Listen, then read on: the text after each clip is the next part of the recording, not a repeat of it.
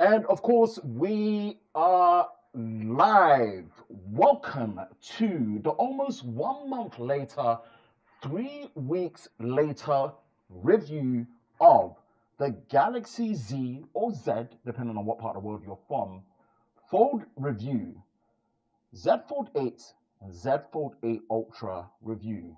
3 weeks later, and the truth about them that no one is willing to tell you, but I am in this special live broadcast, live stream review of these flagship foldable devices from Samsung. How did they fare up just by themselves? I've had hands on with them since the 17th of July, Friday 2026, when I had the first hands on with them.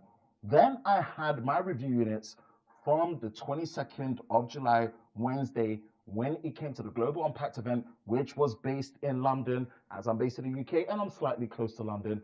This was very convenient indeed. And since then, we have put it through their paces, and I've discovered some things that not many people will tell you, but I will tell you. So we're going to break down in this live stream review everything in relation to what my experience has been 3 weeks later when it comes to the physical build quality, the design, the display experience, the performance, the cameras, the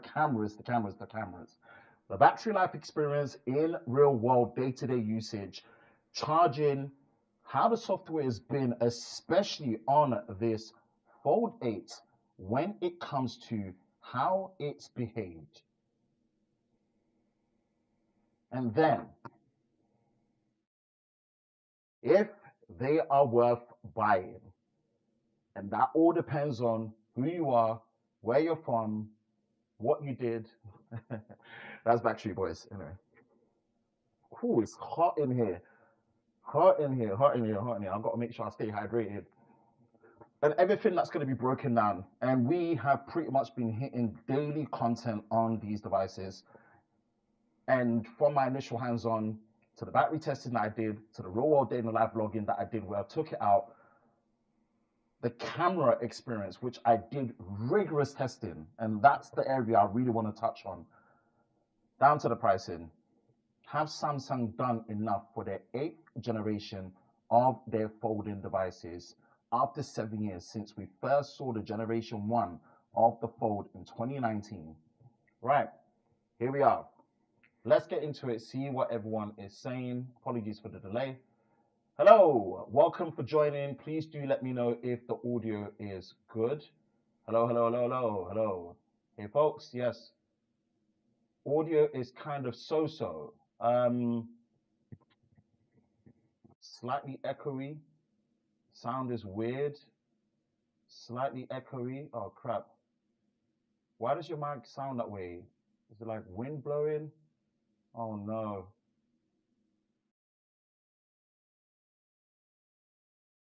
What's happened to my audio? Crap. I did everything.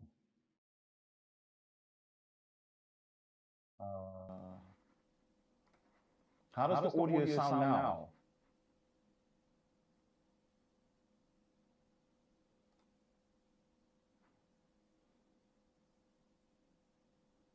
Crap.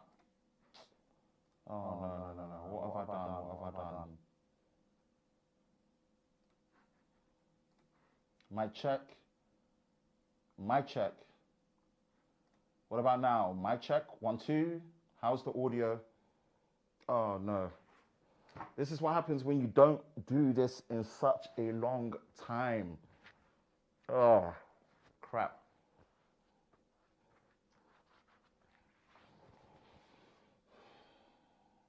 Audio's worse? No. No.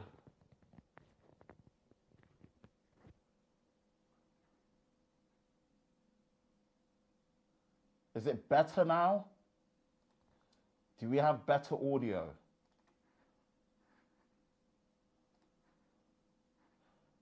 Oh, I'm so sorry, guys. I thought I had this down.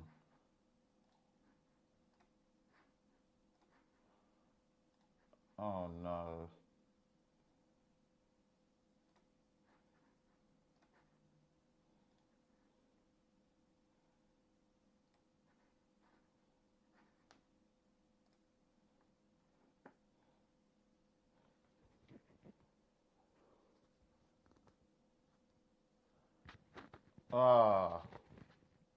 Mic check, 1, 2. Mic check, 1, 2. Okay.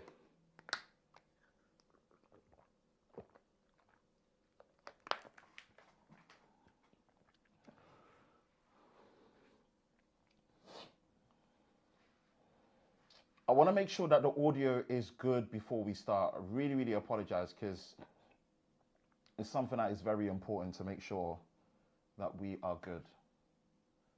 Should be good now.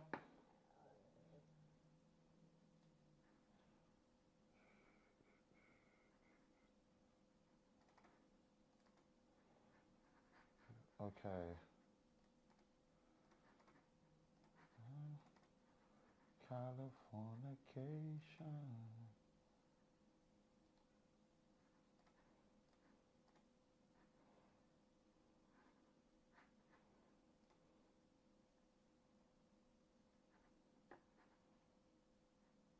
Okay. If you guys are saying that we're good, then we are good. Okay. If you're saying that we're good, then we're good.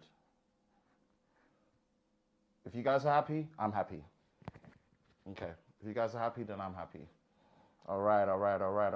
Let's go. Samsung's latest flagship folding phones are here. The official launch date was the 7th of August 2026 on a Friday, and I was meant to stream on the Friday, but things just got really busy. I've just had a very intense week, so apologies for that, and thank you for your patience, but we're going to do it here, right now, and make it happen. Happy August. Okay, let's see. Apologies. Better now, that's good. Yes, better, that's good. Okay. Hello from California. Audio sounds good to me. Should be good now. Great. Yes, do hit the like button. Yep. Awesome. Yep. Awesome. All right.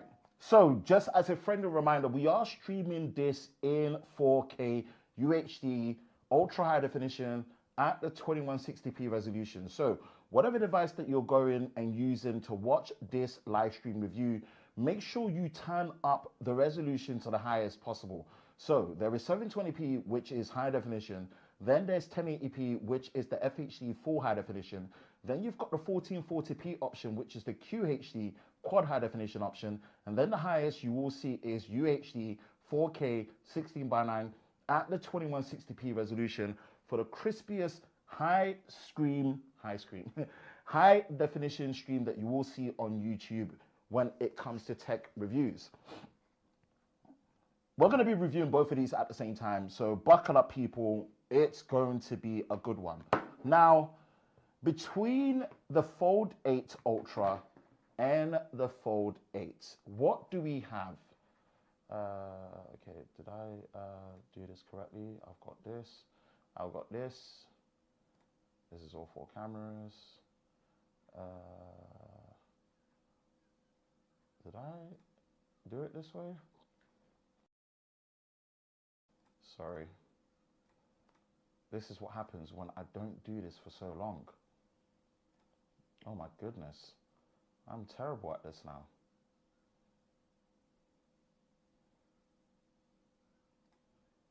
Did I not have one with like a small screen? I didn't. Camera 2. Okay.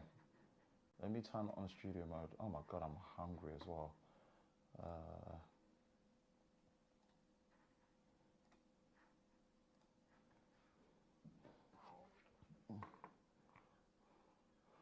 No. Cancel.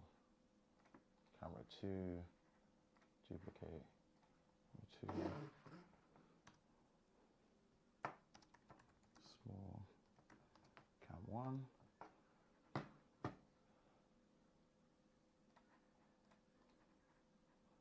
Copy. preference.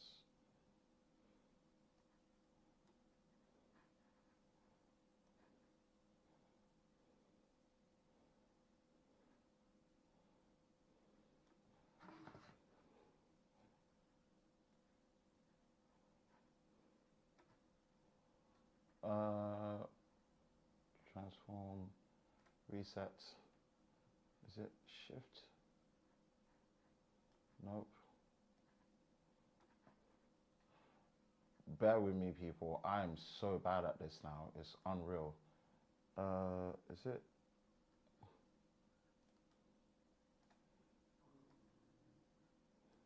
No.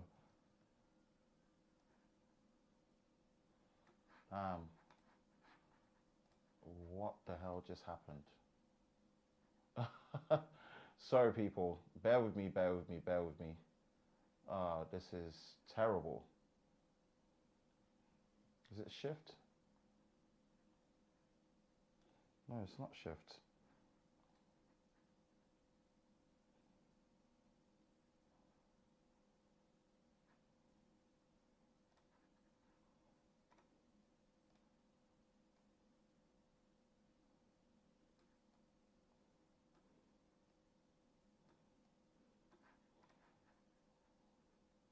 Transition, there we go. Right, here we are, right? That looks correct. Oh my goodness. The struggle is so real right now. I promise I'm going to be bringing more of these live stream reviews back. It's been so long since I've done it. I'm absolutely shocking at it. Absolutely shocking.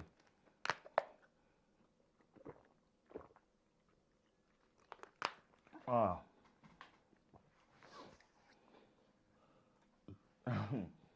I don't know if you had heating problems because I don't think the heat is good on the phone.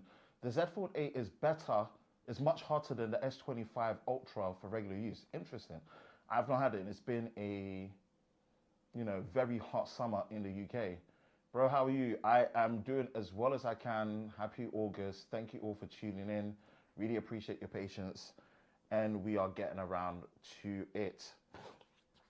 Let's, of course, start from the outside and work our way in with the design. And the design is very, very nice on these. I think Samsung have really peaked in terms of their 8th generation and what the design of their flagship foldables look like when it comes to their folds. Obviously, I don't have the flip at the minute, but near enough, that is a copy and paste job when it comes to that phone. Now, we'll look at what we have here, and it's very interesting how they have really progressed. Outward display. The way the outward display is done, the only thing is maybe slightly slimmer bezels, but actually we don't need it because we need a bit of bezel so we have a place to hold the phone and reduce accidental touches. I love the fact that compared to the other foldables that you see on the market, they've not gone with this kind of curved design at the edge. It is pretty much an edge-to-edge boxed screen design. I don't think anyone else does front screen cover display design as good as Samsung. When it's closed, it's really, really nicely put together. They've put good amount of lip in there for the slimness of the phones to be able to open them. And it's just the symmetry looks just brilliant. The phones stand by themselves, not that it counts for anything, but you can really tell that this is an attention to detail when it comes to the proportions of the phone when it comes to the build quality that they've put on there in terms of alignment of things like the antenna bands, USB-C, speaker grills, noise cancelling, as well as things like, the physical SIM card trays. Yeah, Samsung have just absolutely smashed it out of the park. Slightly slimmer than they were before. The only thing is probably just the positioning of the camera module. Like, I would probably potentially love them to experiment with a horizontal bar so that when you do lay the phones down, they're not side heavy, as you can see. Again, these are minor things that are not really all that important, I guess, because most people that are going to be invested in such an expensive set of phones are going to be putting cases on them. Yeah, they are. So maybe those type of things are not relevant to people that use phones like this naked, which, I wouldn't necessarily recommend that you do in this particular situation. But yeah, the Z Fold 8 Ultra is pretty much the same as the Z Fold 7 with the improvements that they've got to the materials and the titanium film display, which we'll get onto. Samsung have done an excellent job when it comes to the build quality. The matte finish for the frame as well as the back really does help handle the fingerprints a lot better. You still do get it on there. A colorway like what you have on the Z Fold 8 here really does mask it better than what you have in terms of the Z Fold 8 Ultra. But honestly, when it comes to the build quality, it is something that they have knocked out of the park. It just feels really well put together. Now, my gripe is that in terms of the protection against the elements, you do not have an improvement. We are still on IP, I believe, 47 or 48. So in terms of the ingress protection against dust, it's not something that you're getting an improvement where it is completely against it like what you have with some of the competition with IP68 as well as IP69 and 69K. So that would have been nice to see an improvement there. So Samsung are lagging slightly behind when it comes to it. But again, with the IP48, again, I believe the 8 rating is in relation to water. So that is something that is manageable for what Samsung have going on over there as well, which is, I guess, good to see. Apart from that, the build quality is excellent. And my favorite of all is definitely the Z Fold 8. Now, the Z Fold 8 Ultra, you know, I think kind of misses the mark in terms of what Ultra means. I think Samsung is in a bit of a conundrum where I think the only product that they make that really does justify the Ultra name, in my particular opinion, is probably their Tab S11 Ultra. That is probably the one that feels the most Ultra in Samsung's Ultra product lineups now, because when it comes to that, and I mean, you could make the argument about the Book 6 Ultra laptop as well. You know, I think the name Ultra probably doesn't translate that well, apart from the price, when it comes to the Z Fold 8 Ultra. So that's just a preference of opinion. But in terms of what the build quality is and what Samsung have been able to do here, I'm left really impressed. I'm left really impressed. You know, I think they do need to get an improvement to the ingress protection and what they have going on there. Apart from that, you know, I've got to give them props for what they've been able to do here. And I don't think in terms of outright design, it gets as good as this. You know, there's the competition that maybe have, you know, much more elegant designs potentially that you could argue for. But I think the balance and the symmetry of what we have here, I think Samsung have really done a good job. They just need to focus on the ingress protection improvement, really put that at the forefront. But when it comes to the front screen display and how they have it, I think they are the best on the market. And again, as a reference point, if anyone's seen, you know, the Pixel 10 Pro Fold is what I've used. I've got the Oppo Find N6, which I've used. I've just got the Motorola Razr Fold in now, which is awesome to see. You know, and when it comes to and what else to have? Yeah, and on a Magic V6. So I think I've got all the folds globally that are available to me in this region in terms of access. And I think the overall design, Samsung is the one that's doing it the best in my particular opinion, right? But in terms of build quality, in terms of, you know, protection against the elements, they need to focus on that and really progress that forward. If I'm going to be rating it, I would rate it a strong 7.5 to 8 out of 10 when it comes to the design.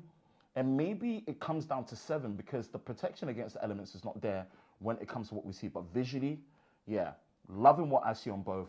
But I have to say, the Z Fold 8, oh man. I don't know if this return to this passport form factor is actually the best for foldables, but I will say that it is more refreshing. It feels more friendly to use. It is a little bit wider to get to when it comes to your keyboard and using it one-handed for certain situations, but it just feels so much nicer to hold, use. It feels more inviting to open when it comes to the inner display, and also the outer display just feels really nice. What is taken away from the Z Fold 8 is the flex hinge, which is unfortunate and actually logically doesn't make that much sense in terms of the angle of how you can prop, right? it does prop, but the flex hinge doesn't really stay up compared to what you have with the Fold 8 Ultra. And also you don't get the software optimization. Like at this angle, yeah, the Fold 8 would be folded flat. Bam. So that is one downside that I have for the Fold 8 that kind of makes me upset, that if I try and go to the same angle, it just won't stay. So if you push it, bang. So that kind of sucks. There's way more range of motion on a Fold 8 Ultra. If that's something that you care about as well, you know, consider the Fold 8 Ultra to be something that is superior. So another thing I would love Samsung to just bring back is the flex hinge, right? And the flex mode software on this, because I do kind of miss it.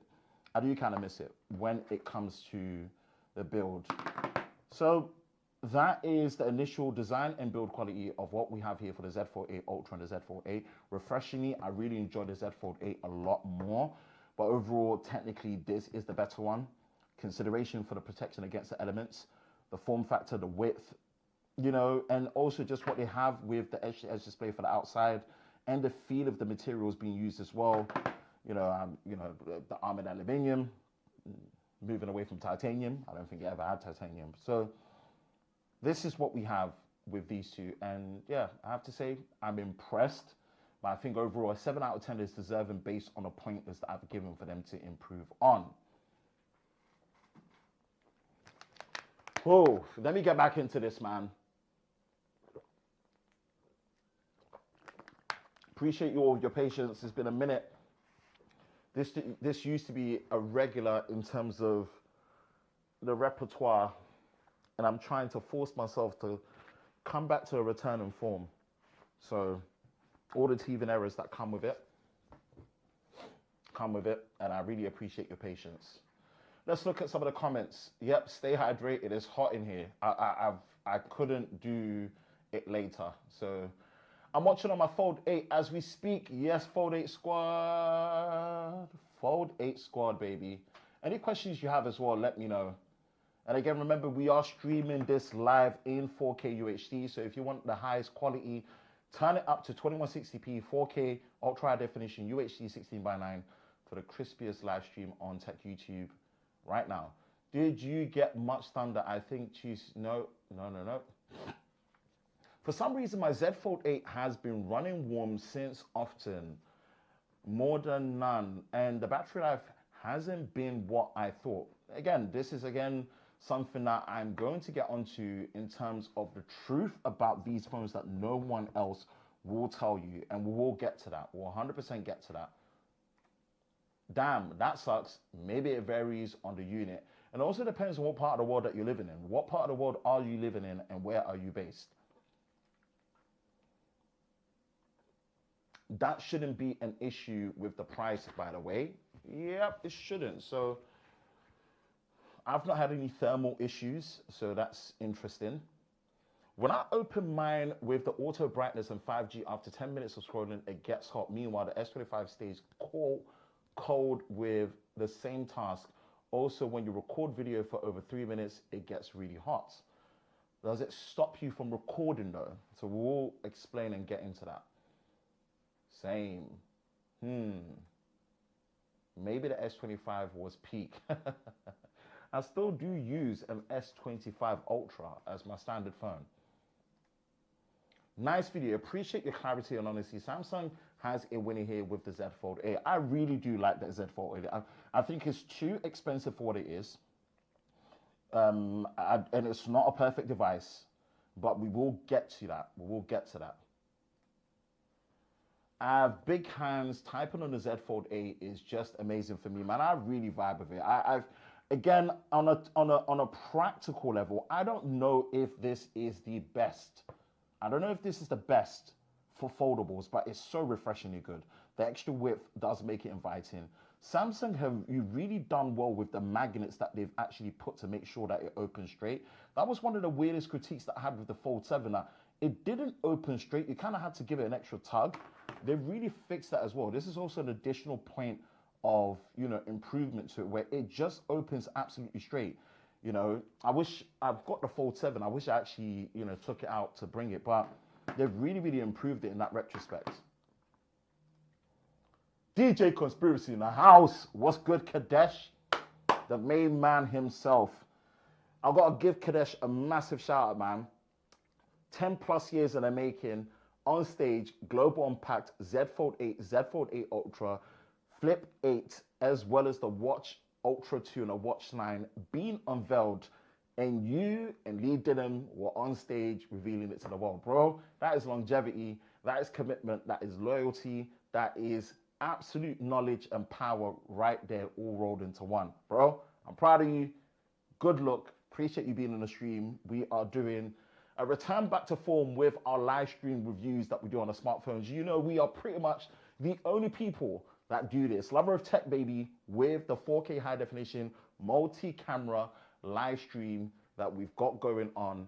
And yeah, we just want to give that different vibe and experience to what you don't see on Tech YouTube. Because as much as we do very in-depth reviews, and I'm going to be working on my cinematic 8K spec movie review of these devices coming up in the week as well, so watch out for that. You know, we like the breather room that comes with doing live stream reviews. We get to have rebuttals with you as my audience. We get to talk, share ideas, get feedback live. You get to interject to input, and there's just a bit more room to talk, right? Because sometimes even a 30-minute review just doesn't really give you the space to really vibe and actually talk about certain nuances about the device. We've hit the first one out of the park. Who's hot in here? Mind me. It doesn't help. I'm someone that just naturally sweats as well. Sheesh. We're getting it.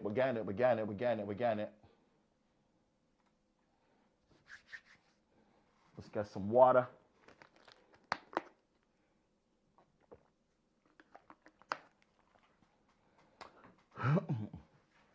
Next up is going to be the display.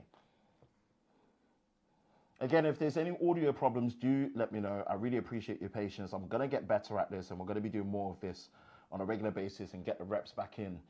So, Bosch. Whoo!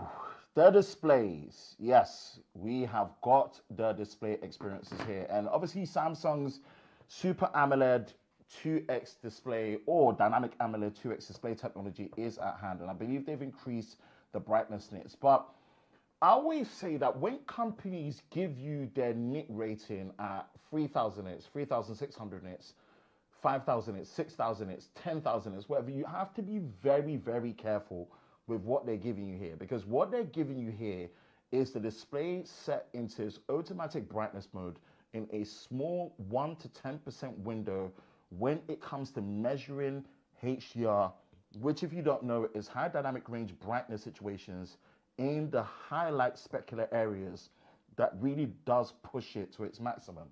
And it's not fake, but you just have to be very careful that that's not what uniform brightness looks like. Nowadays, personally, all displays are good. You can argue about things like pulse width modulation, with PWM not being that great on Samsung's ones. I think these are at 240 hertz when it comes to the PWM frequency. Again, don't quote me. It's not something that they give out compared to the other competition.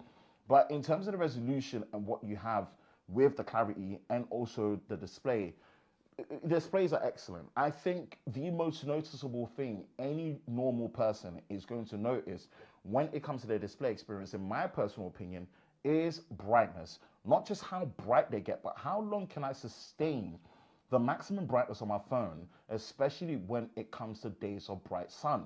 Right now, what we've got is a day where it's really nice and sunny. It's 31 degrees today, clear skies.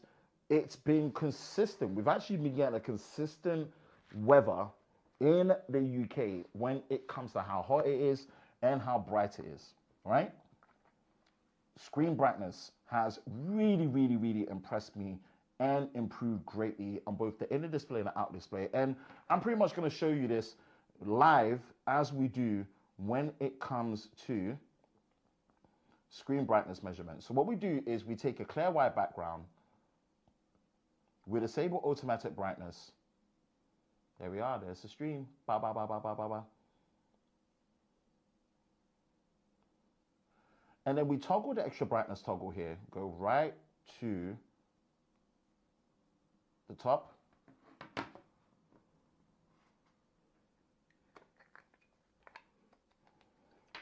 And we're going to do a brightness measurer on camera. And you can see there, 1,275 nits. Your benchmark for sustained uniform screen brightness is 1,000 and up. So anything at 1,000 is good, right? When you drop below 1,000 for sustained situations like this, without automatic brightness is going to give you a higher kick, right? This is where you are at. We will try and do that. We go to the inner display, and the inner display slightly below 1,300. So these displays are ridiculously bright for what they are, right? Really, really, really impressed. But funny enough, what impressed me more was probably the Z Fold 8's display when I measured it. And I showed this in the day in the life as well. Let's go to Liam. Showing it.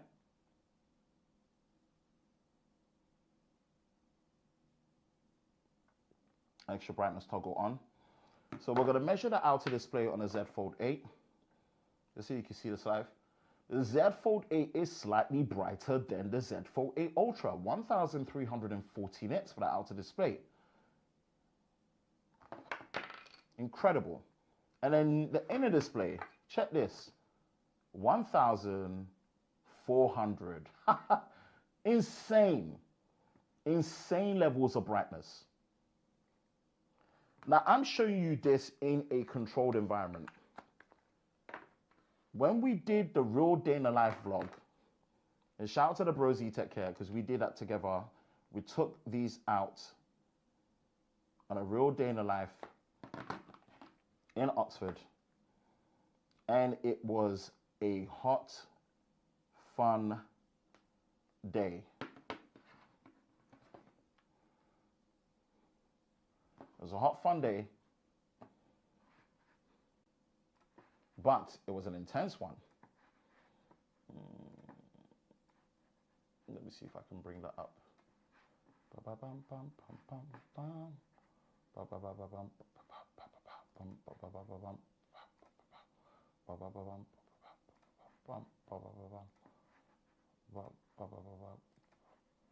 Where are we? Where are we?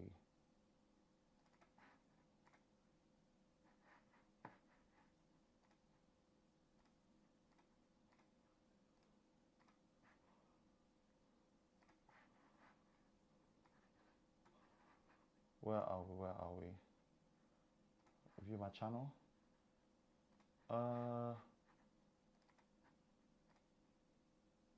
There we go. Bam. And we are going to fade transition. So, day in the life. We had it out and about.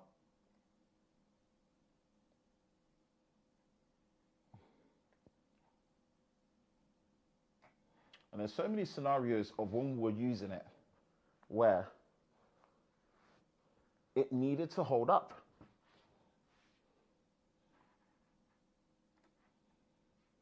And it did. The screen brightness on a day like that really spoke dividends for how well it's sustained on a hot day. The screen brightness didn't drop. So there's also how bright the displays are. But it's really, really, really all about how well it sustained it all the way through. And in our day in life, when we had it in Oxford, we had it from all the way through. It really did hold up well. And even when we were doing the driving sequence, before we got into the car, when we're doing the driving sequence, you could tell that once these phones are on the dashboard, right? Once these phones are on the dashboard, and again, I'm showing you this because we really put these phones through the paces. I really put them through the paces. Did not pull any punches. They were not on a charger. maximum screen brightness, it sustained the whole 1 hour drive to Oxford, right? And the screen brightness did not drop. We had them at the maximum with the extra brightness toggle on.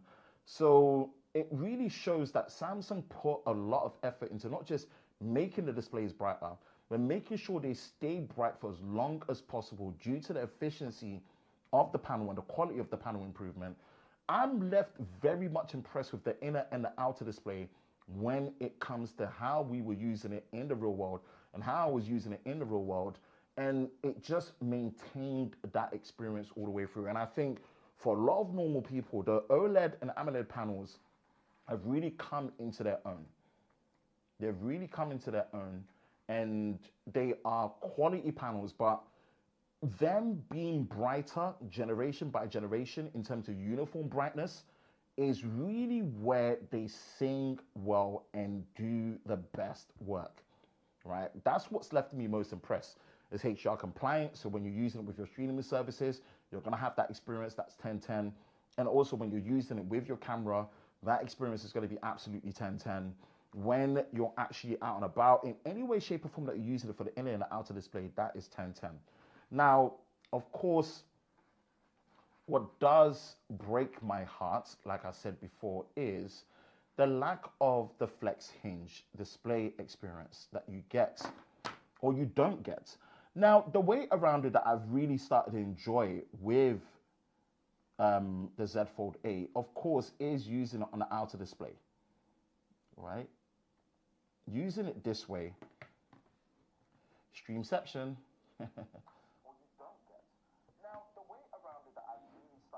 Streamception, as you can see, go here, bam, 2160p, baby, ha ha ha ha. That would be weird, right? Let's see how that actually looks.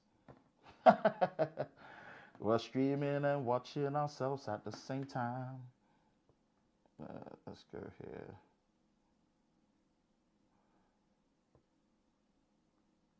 Let's look at the Steam Machine.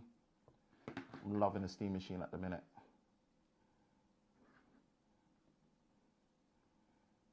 Let's go here.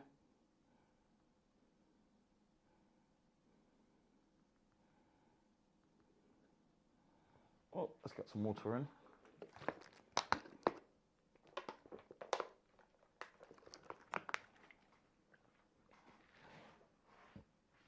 Appreciate again your patience.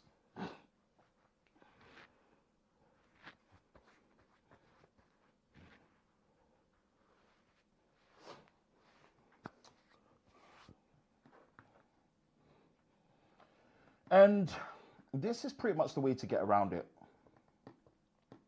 Because once you go here, you don't get the software optimization for flex mode anymore. So that makes the display experience a bit meh, which is unfortunate for the Z Fold 8, you see? Because you really have to come here and be at 80 degrees. Once you get to 90 degrees, 91, 92, 93, bam, power right in the kisser. So that takes away from the display experience joy of the Fold 8. But the Ultra, again, the Ultra is much more, oh no, cancel, bam, let's go here, bam, and let's go here, bam, take off the closed captions, CC. The outer display experience for video is much nicer on the Z Fold 8, for sure, right?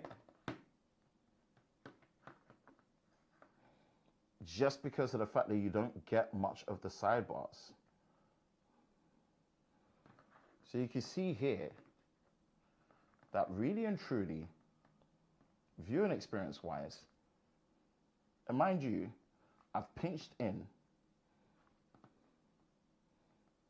So you can see the difference in what you're working with here. So the outer display experience when you're in temp mode and just in general for videos is better. So the minute, and again, this is a 16:9 video. It's not 18:9, 2:1. 16 by 9 as standard, so it fills up in your 16 by 9 displays like your laptops that support it or your TV, right? So if I pinch, I'm still there. If I pinch here to fill, you can see that we lose a lot of the real estate. We lose a lot of the real estate. So in fact, this new aspect ratio on a Z Fold 8 when it comes to the display viewing experience as you're using it is way more favorable, even when you pinch into the original. Do you see? This looks way more cinematic, the cliche word, right? I'm really enjoying it there. But then when we go into the inner display and open it, this is where the flex mode. Look at that, that's just so much nicer. You don't get that here. See the software difference with the display experience? Bam. Bam.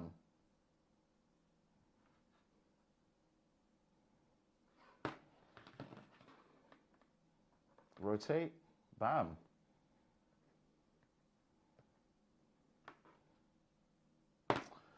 So those are the two things you really have to take away from there. What do you value more when it comes to the display experience for video? The outer display experience, viewing experience for your standard videos is much nicer on the Z Fold 8. Much nicer on the Z Fold 8. But unfortunately, the inner display viewing experience is nicer on the Z Fold 8 Ultra in relation to the flex mode and the flex hinge, right? In relation to the flex mode and the flex hinge, because you could counter argue that the wide experience is also nicer for the inner display.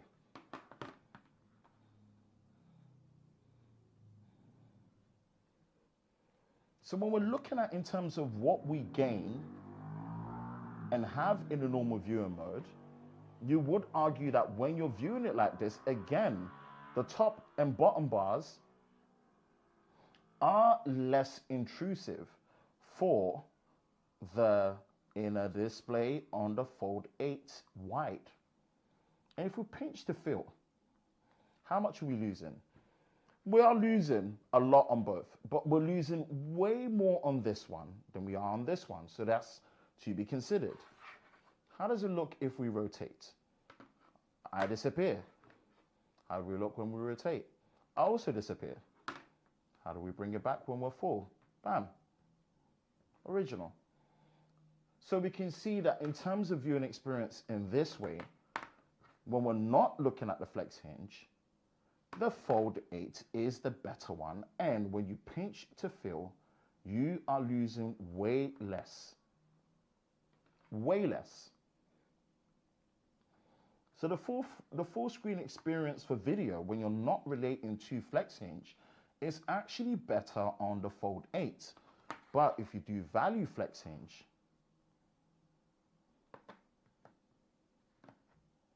this is something that is really nice on the Z Fold 8 Ultra. Another point of contention for me when it comes to the display experience is the camera. I don't know. I'm really left feeling some way about the decision making when it comes to the camera. First of all, is the hole punch. Is the hole punch. Samsung, I really wish two things you did. I really wish this hole punch was just as far right and out of the way as possible. Far right and out of the way as possible. On the Fold 8, and I don't know whether it's because of the form factor.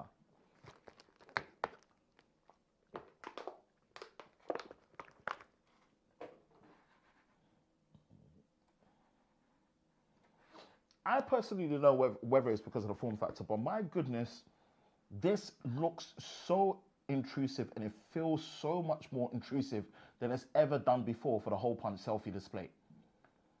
This should be in the right-hand corner as far away as possible. Right-hand corner, left-hand corner, whatever it is, just push it there. Get rid of it. Place it there. But you know the one thing I really want Samsung to do? Bring back UDC. The under display camera was goated.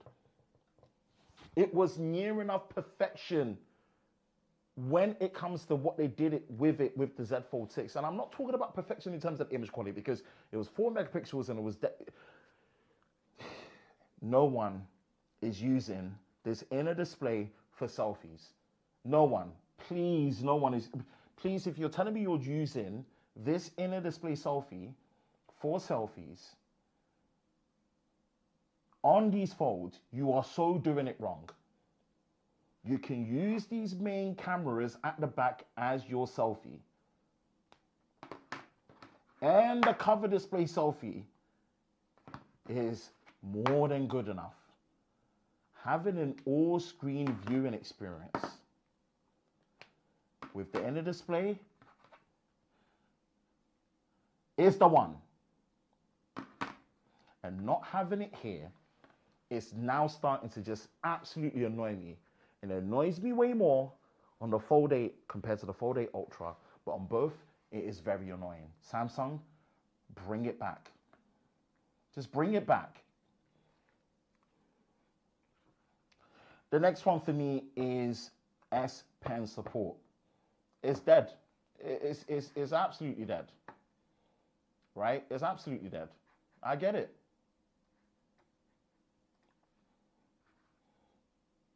But it makes sense to have S Pen support. Your competition, you're the one that started. I don't know, like, Samsung, you're the one that started this S Pen support and perfected it. And you've taken it away. You got to the point where we were going to see it supported on the outer display and you took it away. It makes way more sense having it on these Fold devices than any other device type. This is what I mean about the Ultra experience only makes sense on Samsung's S11 Ultra products and maybe their Book 6 Ultra. Why do we not have it here? It really takes away from the display experience that is so well done that I could not praise it more in terms of the edge-to-edge design. The introduction of this titanium film layer in here near enough makes the crease not that noticeable anymore. I don't think it's Oppo Find and 6 level with the zero fill crease, but I mean, it's not something that you notice that much. Like, if you're looking for it, you'll find it. But generally speaking, they've done a much better job. It's still there. You feel it way less. You see it way less. So it's impressive. But now it's all about the little intricate details. Now it's all about the little intricate details. And it's push this all the way here, for goodness sake. Make it UDC with at least 8 or 10 megapixels. Give us S Pen support back for the inner display and actually give it to us on the outer display as well. Samsung. All the little things I've said about the viewing experience in terms of the aspect ratio and everything, I'm left perplexed which one I enjoy more. I think overall, because I'm someone that watches a lot of videos, I am picking the Z Fold 8 as my favorite in terms of practicality for how much it favors the outer display for videos, the inner display for videos, but I ducked points for it because of the lack of the flex hinge, which inherently means the flex mode software features are not something you benefit from.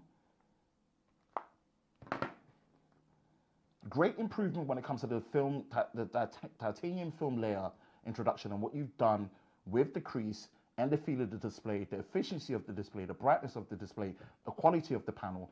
Yes, we would love to see PWM, high frequency improvement when it comes to the polling rate and the refresh rate. 120 Hertz, 2x dynamic AMOLED display. I'm left impressed, but I'm left also just frustrated. Frustrated. It could have been absolute display greatness. Absolute display greatness. So I look at all of this and I think the display experience would have been a strong 8 out of 10, but I have to duck points for those things. I have to duck points for those things, and I think it allows it to be a 7.7 out of 7, out of 10, sorry.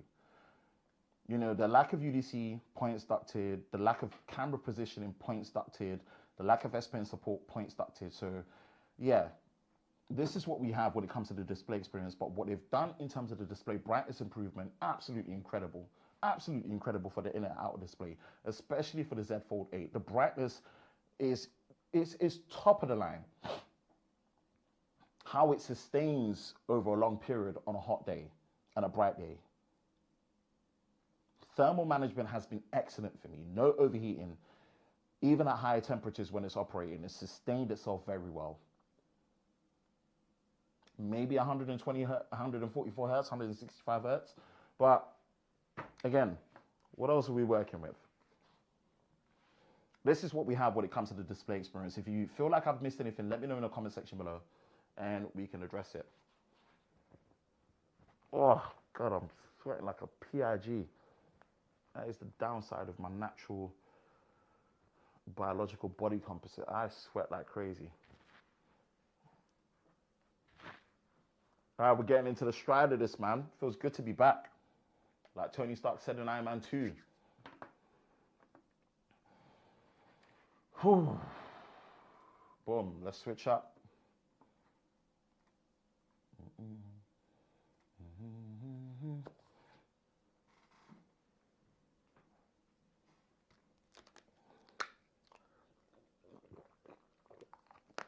Thank you all that are here, tuning in, supporting. Appreciate your patience. It's been a while since we've done this. So, I need to get aircon. Remember to hit the like button. Your content is worth the wait. Really appreciate you, man. Means a lot for you to say that. Really appreciate your support. Thank you. I'm doing my best and then some. Hi, hello. That is the Vision Booster technology, bro. Absolutely. Thank you for the interjection on that, Kadesh. Yeah, Vision Booster has really come. I'm left so technically impressed. Again, I would love to see an improvement to the pulse width modulation in terms of PWM frequency, so that for eye care, technology and consideration for viewers is really improved. Samsung hasn't really disclosed what the PWM frequency is on their panels. I believe it's around 240 hertz. So take that into consideration. I've been using it for 2 days. Fold 8 is amazing, upgraded from the Fold 6. Nice, nice, nice, nice, nice. Really appreciate your views, and of course, like this one. Really appreciate you for staying tuned, liking. Thank you. I'm going out to eat. Sad I'm going to miss the rest of the stream. I'll catch up later. Keep it up. Love the content. And also, there is we've got a second channel called The Cut Down as well. So it is usually a recording of this live stream, and it's cut down so that it's a bit more digestible to watch. So it is still going to be super long form, but go subscribe to our Cut Down channel as well. I'll have that linked in the description below, and I'll put it in the chat as well. So head over there. We want to try and revive things with the Cut Down channel. The only reason why I don't mind the absence of the flex mode is how nice the Fold 8 feels when you open it up and it stays flat. I mean, the Fold 8 Ultra does the same thing. I think they can do it. They can still let it open flat nicely and still give us the flex hinge. They've done that on the Ultra. I think they can do it on this, especially considering the price of both of them. How good is the fast charging on the Z Fold 8 and the Z Fold 8 Ultra? Mind you, again, I'm your boy for all things charging and battery. We are going to get to that, and I will show you the results that I had. As you can see in the description of this live stream, all the content that I've done on the Fold 8 and the Fold 8 Ultra is linked in the description below, and I will have it put in the chat as well and pinned. True, I love the UDC so much, and I wouldn't even mind if there was no inner... Yes! Get rid of it altogether. How about that? Get rid of that inner display selfie altogether. Just get rid of it. It will force us to actually use the outer cameras as our selfies, and it will force us to only use the cover display. It's just, get rid of it. I miss the UDC. I miss the UDC so much. I feel so vain, and it's such a vanity thing to want. But I'm so done. Like, I'm so done with not having it. If you're not going to give it to us, Samsung, reposition the selfie all the way to the right. All the way to the right, please. Do not treat it as a dead center. What they're basically effectively doing is treating it dead center, right? They're treating it as, oh, this is half a phone. We're going to align the selfie dead center. No, just park this thing to the right, man. God damn. Because it's Samsung. Couldn't resist. Charging speed should have been 60 watts as a minimum in 2026, not the slow ass 45 watts. I don't entirely disagree with that as someone that is a bit of a charging speed nerd. I come in and I heart, yes, Jermaine, what's good, bro? Give us a 6,000 milliamp hour battery. Again, we're going to get to the battery section. I've never had a Fold before, so I was nervous about getting an Ultra as it seems so thin. And now that I have it, it's the best form factor I've experienced. Interesting. I'm glad you like the Fold Ultra form factor. Oh yeah, flex mode. Cheaping out on what is a $2,000 phone. Make it make sense. And it's been a feat for a while. Yeah, I agree. What's up? Also, the battery size is not enough in 2026. Yeah, I also agree. I'm glad they've improved it, but 5,500 milliamps, 5,300 milliamps would have been a really good improvement. And only silicon carbon batteries now and only at 5K and 4.8K. Yeah, I know. Battery capacity should have been 5,500 or 6,000. I don't think 6,000 would have been pushing it, but it should have been 5,500 in my personal opinion. Just putting it out there. But we'll get to that. Let's not jump ahead of ourselves, we will.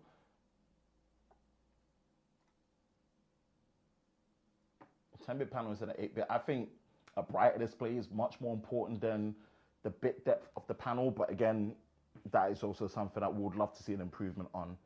I think it's obviously 8-bit with dithering. Okay. So we've hit that with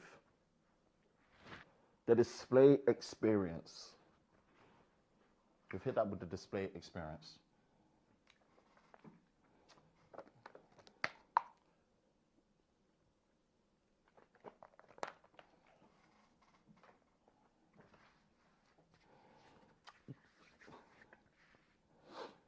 Next, we are going to be touching on is, of course, the performance.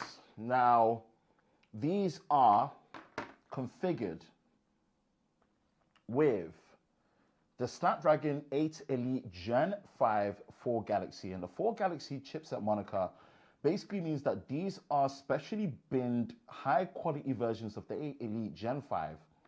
And they are giving you the best image, their best performance, while not actually losing out when it comes to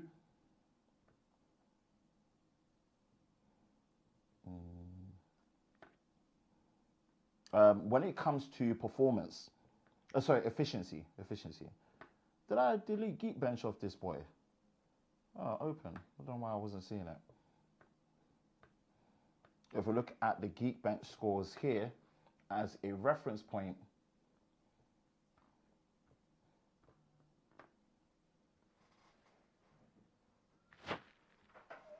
bear with.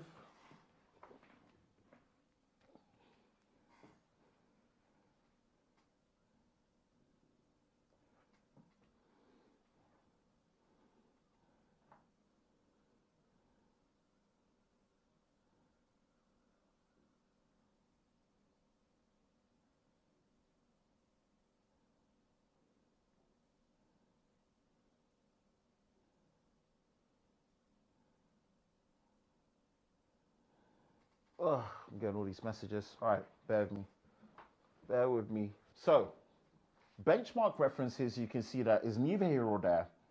The multi-core and single core performance is absolutely stellar on both when it comes to the Fold 8 as well as the Fold 8 Ultra, which is awesome to see. How that translates, obviously, my game of choice is Asphalt Legends. And obviously how that translates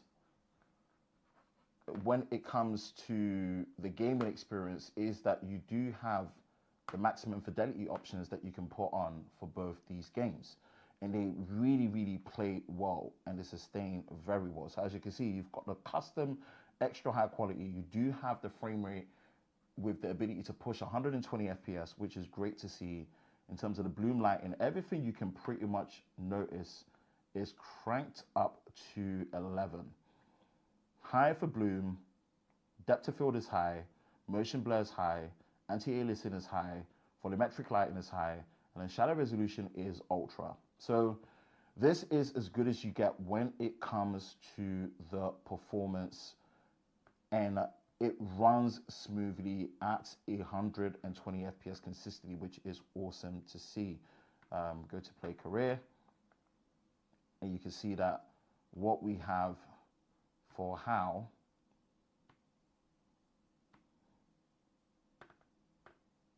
they're both, let's come out, boom, play anyway, bam bam bam bam bam bam,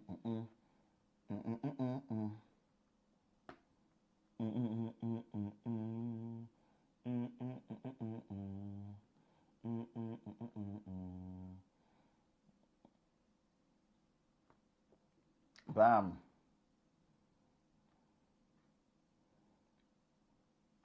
Yeah, so the graphic, obviously this live stream that you're seeing is in 24 FPS. So we are streaming in 24 FPS. It's been pushed out in a 30 FPS container on a technical basis. This just makes YouTube more happy. But we are streaming this in 24 FPS. YouTube only goes up to 60 FPS anyway. I'm hoping YouTube eventually allows high frame rate streams at 120 FPS for gaming situations like this. But yeah, you are getting absolute stellar performance on these devices when it comes to gaming, which is great to see. We'd love to see it. We absolutely love to see it, which is awesome.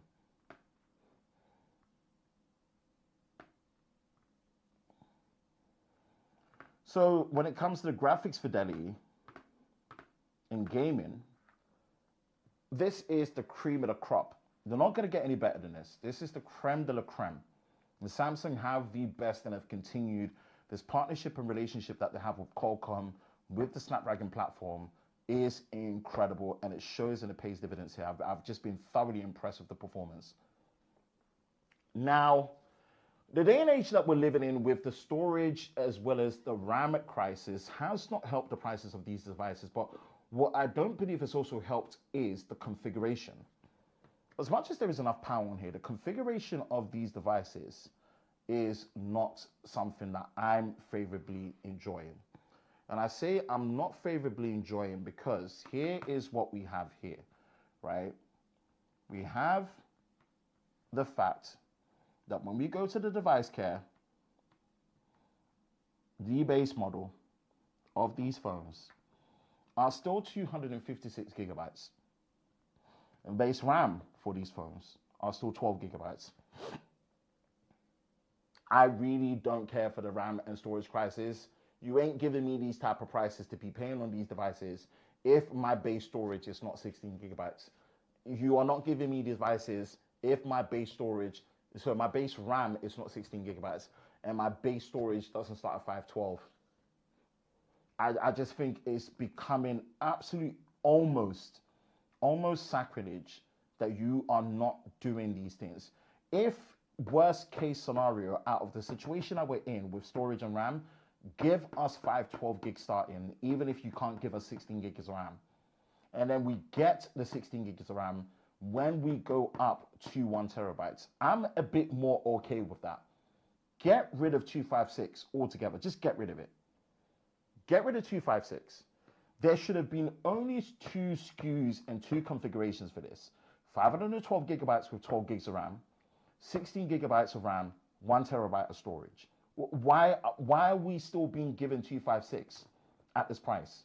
I just think it's completely unfair, and it does not show progressiveness. And against the competition, Samsung, to me, are behind when it comes to configuration and SKU. Why do we still have 256? No offense. Why? 256 is a semi-abomination, in my personal opinion. And that is one thing they did not get right here for the price. Irrespective of the storage and RAM, this is something they've been doing for a long time, and I just don't vibe with it. I just don't vibe with it. More people would notice the benefit of more storage. Storage is what allows you to, ROM, read-only memory. That's what allows you to store your applications, store your pictures, store your videos, store your music, store the things that you immediately can load up, use, see, and over. That's what it's there for. More people will not notice when they have less RAM. And that doesn't mean they don't know what RAM is, but random access memory is short-term fast memory that holds applications for the processor to be able to access through the storage. It's an interconnect holding bridge. And the speed of it helps, and the quantity allows you to hold more apps and run more localized applications, whether through AI modules or apps in general, better. So yeah, maybe you can get away with 12 gigabytes of base storage. But in my opinion, considering Samsung, you are the ones that are supporting these devices for the longest when it comes to software, over 7 generations and 7 years, having more RAM for future versions of Android that are going to be heavier to use is everything. But giving us more base storage at 512 gigabytes, it's only right you do that. There should have only been 2 configurations, 12 gigs of RAM with 512 gigabytes of storage, and then 16 gigabytes of RAM, 1 terabyte of storage. 256 just has got to go. I'm so done with it. So done with it. Apart from that, when it comes to the performance, like I said, Samsung are the absolute best when it comes to Android. They get the specialized treatment with the Snapdragon 4 Galaxy chipset platform. It shows and it pays dividends in terms of the performance, the sustained performance, and most importantly, the efficiency of the platform is not compromised with these performance increases compared to the standard versions of the Elite platform chipsets that Qualcomm use on their Snapdragon chipset platform. And I love to see it here. But configuration has just got to get better, Samsung. It has got to get better. And it's something that I just need to see them improve for the next generation. So performance-wise, again, I think that is actually a 9 out of 10. But I'm ducting 5 points, giving it an 8 out of 10, 8.5 out of 10, just because I just think how they've configured them, it's not good for the price of what these phones and what Samsung are asking for.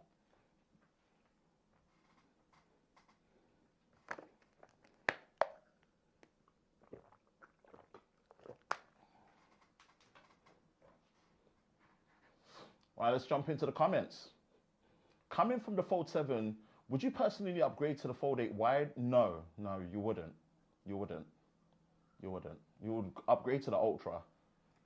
Yeah, should have been there on the far right. 5,000 milliamps in 2026 is crazy work. Yeah, we're going to get to that. We're going to get to that. Does the Z Fold 8 Ultra have more screen resolution? I can't remember the exact screen resolution numbers per se, but I think they're on par. It's really about the pixels per inch, not necessarily the resolution as such. And I think the PPIs are very close. So I couldn't agree more when it comes to being able to add that. Not to get ahead of ourselves, but this should have been a 5,500 milliamp hour battery and 5,300 milliamp hour battery, in my opinion.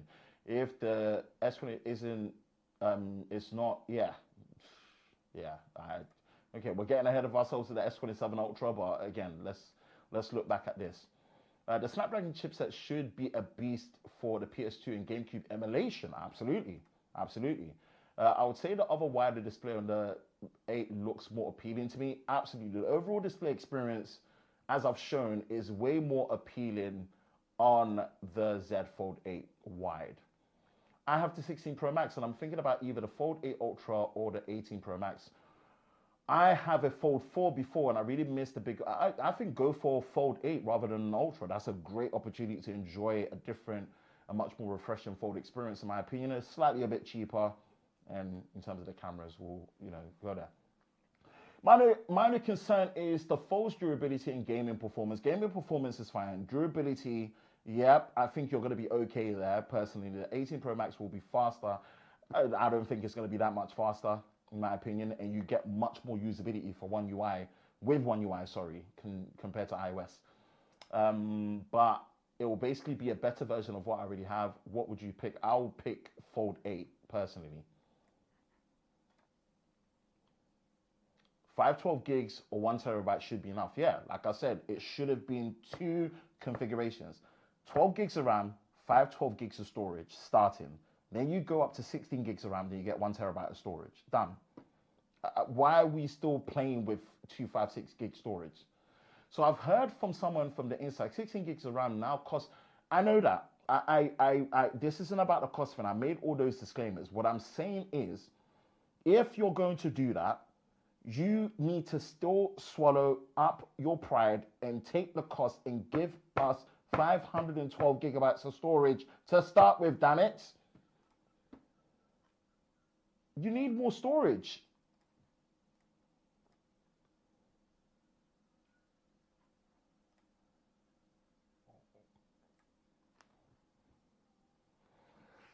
Okay. Okay. Now, let's move over to the camera. We're going to talk about the camera first and the overall camera experience before we get to the battery. And this is where no one is going to tell you about what these cameras are exactly like. And this is the truth about the Z Fold 8 Ultra and the Z Fold 8 that no one that I've seen that has had early access, and even people that now have their own as they've ordered it, are just not telling people. There is a serious problem with the camera when it comes to low light performance, and I'm going to show you. And if you've not watched my definitive camera comparison of these devices, right? This is where we are. Like I said, we did the camera comparison, and I had to split them into two. I had to split them into two when it came to doing the daytime and then doing nighttime. Usually I do it as one video, but time was against me. And I decided, let me do something where I split them.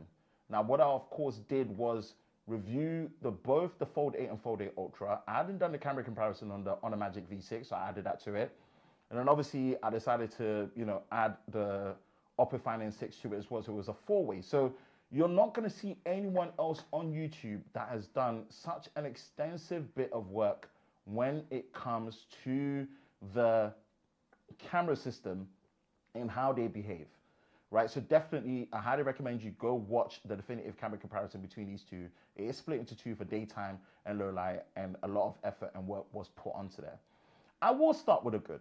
I will start with a good, and I will say that when it comes to video performance, Samsung are probably the best on the market because of the fact that the viewing experience, when it comes to being able to switch between the lenses, and also the fact that their selfies are the only ones that are outright supported to have 4K 60 FPS. Yeah, Samsung have done a great job when it comes to the video performance. What's also great is the fact that you do have the advanced professional video codec. APV is supported. As well as APV being supported, you've also got the benefit of the fact that you can record to SSD externally with the USB-C, which is great because advanced professional video codec, APV, is known as a mezzanine all-intra, all-eye codec. That is very, very storage intensive. Like on these base models, you only have like 10 minutes and you've got the LQ and the HQ version. Definitely go to LQ. Do not use HQ because as much as the quality is higher, dude, your storage is going to chew for days. Your storage is going to chew for days. And I will show you what it says when it comes to the storage being shown. As you can see, in terms of the image quality for video, when it comes to being able to switch between the lenses, when it comes to the ultra wide, the main, the dedicated 3x zoom, what you have with the Fold 8 Ultra, and of course the Fold 8 doesn't have a dedicated prime telephoto zoom lens, When it comes to that flexibility to switch between the lenses, from the rear lenses to the selfie camera, pause recording, take pictures, is absolutely incredible. The usability there is excellent, and against the competition with APV and being able to record externally, bro, there's a lot of professional cameras that don't record over USB-C to an external SSD. The only two manufacturers that I know that really do that off-head is Blackmagic and Lumix. You're doing that on a phone with a high bandwidth, so a high bit rate mezzanine codec with 42 chroma subsampling and 10-bit color. Incredible. And the fact that you can actually mix it all up with the 8K resolution and doing it in HDR and doing it in log. It's a really, really ultra and pro level experience when it comes to the video on these devices. So I've got to give props to Samsung for that. And like I said, the ability to switch between the lenses with the selfie at the same time is something that is incredibly goated and something that just makes such a huge difference to the experience when you are using these phones. You don't have to worry about cutting the recording and starting again. And the fact that you get the parity with the resolution at 4K 60 and 4K 30 for the selfie camera, you know, Samsung are doing an excellent job here. So I've got to give them props in an area that I was impressed with when I was using it in terms of the good. Amongst other things, like I said, I highly recommend you go and watch the camera comparison itself so you see what is really good about it. What is the bad though? What is the bad? And this is where the issue that I have with it. One, this is the nighttime shots. This is the intro. On top of the nighttime and low light capabilities being okay, yes, there is an introduction of the new 50 megapixel ultra wide on the Z Fold 8 Ultra. You've got the main 200 megapixel sensor. You've got this dreaded 10 or 12 megapixel 3x zoom. You've got a 10 megapixel selfie for the inner and the outer cover display. What is not good is there is a major low light focusing problem with the Z Fold 8. Major low light focusing problem.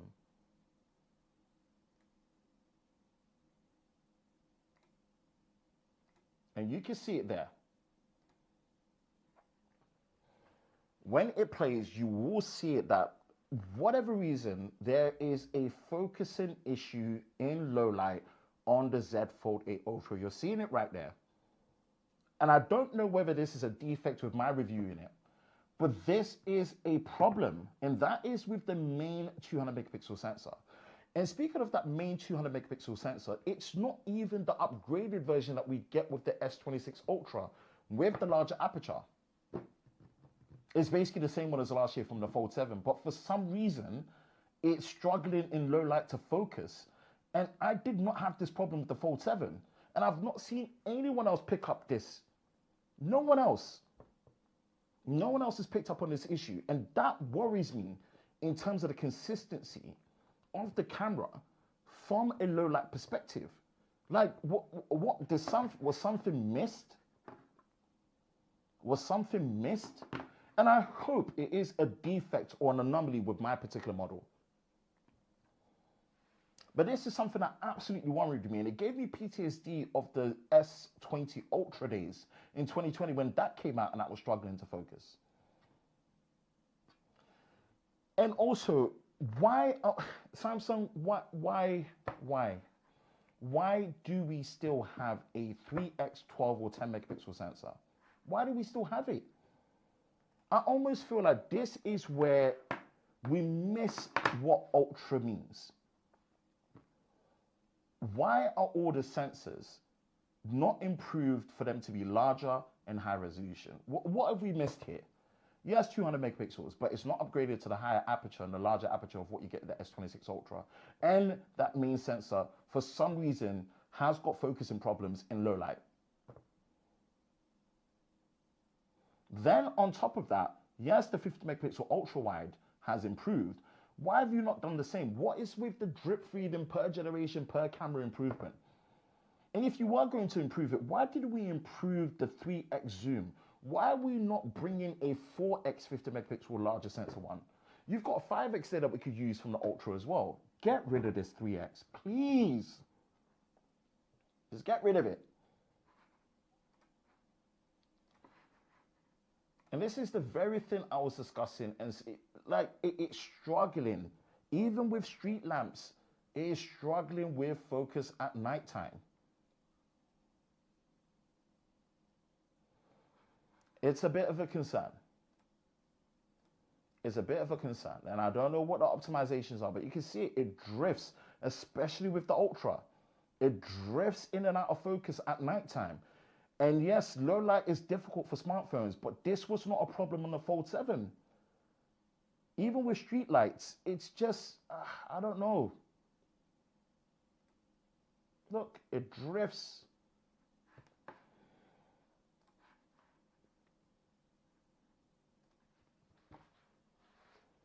Why is the inner cover display not high resolution at 20 megapixels? Why is the cover display selfie not at 20 megapixels? Why is an Ultra phone especially still having these below 50 megapixel sensors for the rear and not improving the selfies? What's happened to the low light algorithm when it comes to video and focus? What went wrong? Did someone forget to put a tracking module in there for focus that really helps it? Do we need to put a laser autofocus module on there to help it? What's gone wrong? And I say this because it's not about videoing yourself in low light situations like this, but what happens when you're at concerts? What happens when you're in situations where it's lowly lit and you want to record video? Are you not going to be able to trust the camera to focus? It is a bit of a concern for me. And this is the truth about the experience of the camera experience that I've just not heard from anywhere. And it's something I wanted to express as a bit of a concern, with an asterisk of it might just have been my one that was defect. It's less of a prevalent problem on the normal Fold 8, but on this Fold 8 Ultra, it was a concern for me. It was definitely a concern for me. For all the praise I can give it for the flexibility and the usability of what they've done, we've been able to switch between the camera lenses, which Samsung have pioneered when it comes to that. 4K video portrait mode working really well, and that is something that works on the selfie and the rear camera. I would love for them to still be able to do it on the dedicated 3x, because when you have the 3x option for video portrait mode, it's actually cropping in on the main 1x wide sensor. It's not switching to the dedicated 3x. And you should be able to do it on the ultra wide as well. Again, some of the competition allow you to do that, because if you're using the main camera at the back as your selfie when you're recording, being able to do video portrait mode with the ultra wide and not being able to stretch your arm out as much is important. Again, another thing people are not picking up, that we should be seeing a progressive improvement with video portrait mode at 60 FPS and on the ultra wide and on the dedicated 3x sensor. We've not had that progression here. And unfortunately, out of principle, regardless of the form factor, not having a dedicated 3x telephoto on a folding device that costs this much makes it absolutely almost near enough a deal breaker for me. This is the one reason where, as much as I'm refreshingly enjoying this, I'm paying how much? £1,700. And I don't have a dedicated 3x. You're having a laugh. You're having a chocolate bar of it.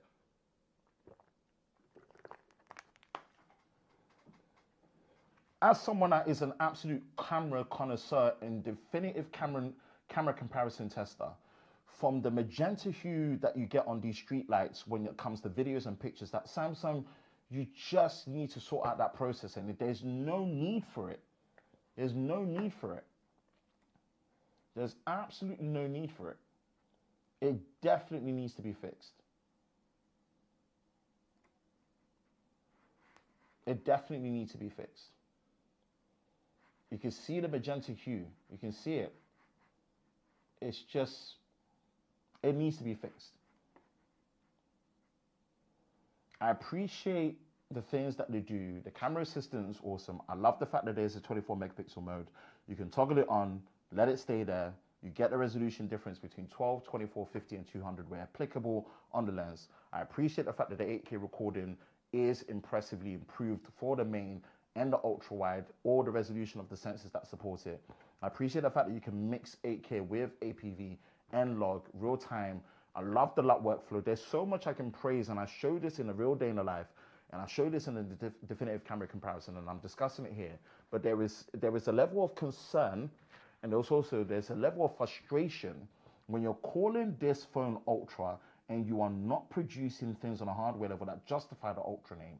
And also you've missed certain things when it comes to the usability. And that low light performance for video with the focusing issue, it happened enough times in that situation that it really does worry me. It worries me. I don't know if this is a hardware issue or software optimization, but Samsung, you need to get onto this, please. I highly recommend you do go and watch my definitive camera comparison on these devices for daylight and low light, linked in the description. When it comes to the camera experience, I'm honestly not gonna lie to you. Personally, I for both of them, I kind of give them a 6.5 out of 10 experience. These devices are expensive, and my expectation of these cameras shouldn't really just be it's okay. It should be something that is class leading within the foldable category, and it's just not. It just isn't. They do a lot right, but as a whole collective, I can only give these cameras a 6.5 out of 10. And probably a 6 out of 10 for the Fold 8 because of the fact that it doesn't have a 200 megapixel sensor, doesn't have a dedicated prime zoom. And that is near enough almost a deal breaker for me. Out of principle of spending that much and not getting these key things, I find myself readily more frustrated at optical performance in the real world when we were testing a camera, when we were doing a real day in the life with the Fold 8 and the Fold 8 Ultra. So, yeah. And that is one major truth that you will not get, and you will not get discovered or would have not discovered with any other person that has been reviewing these rigorously on the Fold 8 Ultra and the Fold 8. And Samsung, we need to look at this properly.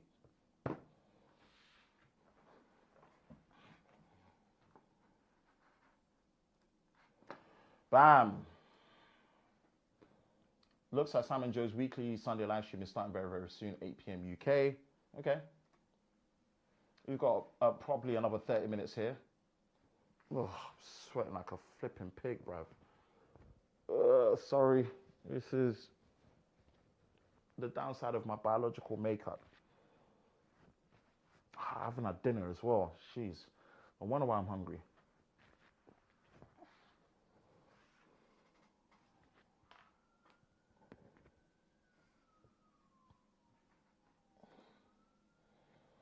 Heard it directly from a person who works at a phone company, but I don't know the price. But of course, we are talking about prices they pay. They aren't the same as we would. Exactly. I hate these RAM prices. Yeah, same. Absolutely ridiculous. I can guarantee you this is the same from a few years ago, Ben. Do you think liquid cooling is better for vapor chamber? Liquid cooling in a small form factor like this, vapor chamber is much better. Remember when Samsung used to market the S20 Ultra with 8K recording? Oh, the 8K recording now is awesome. It's really, really usable. I think I would love to see the progression of 8K where you're able to switch between the lenses that support it seamlessly, and also get to the point where 8K is equally as usable as 4K, meaning that you've got 8K 60 FPS for all the cameras. Like, I think 8K has become so easily usable now that we might as well start pushing away. We get 8K 60, where we're able to switch between the lenses and have a seamless 8K recording. And the fact that you've got codecs like H.265 with HEVC, which is the high efficiency video coding, it does make storage a lot more manageable when it comes to shooting things like 8K. Again, not all 8K is the same. Like, I'm streaming this as you're seeing me on a Canon R5C, which is a true full frame 45 megapixel 8K camera, you know, so it's just getting the best out of it. Camera assistant part of Good Lock has an option to make the camera finish focusing before taking a shot. Yeah, everyone has been talking about how their telephones, I found it very frustrating. I found myself in lots of situations where the optical performance, as I was pushing further beyond 2x, 4x. It just wasn't good. It tops out at 10. It just wasn't good. It's not. Yeah, it just wasn't good. And at that price, it's near enough a deal breaker for me. And then with the low light focusing issues that we're getting on the Ultra, less on a Fold 8, but it's still there in some extent. Yeah.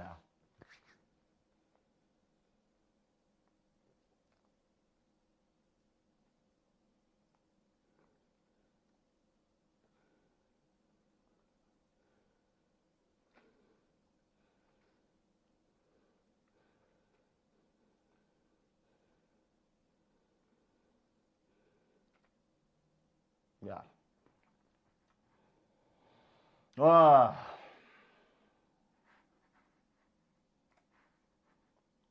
That is the breakdown of the camera experience. So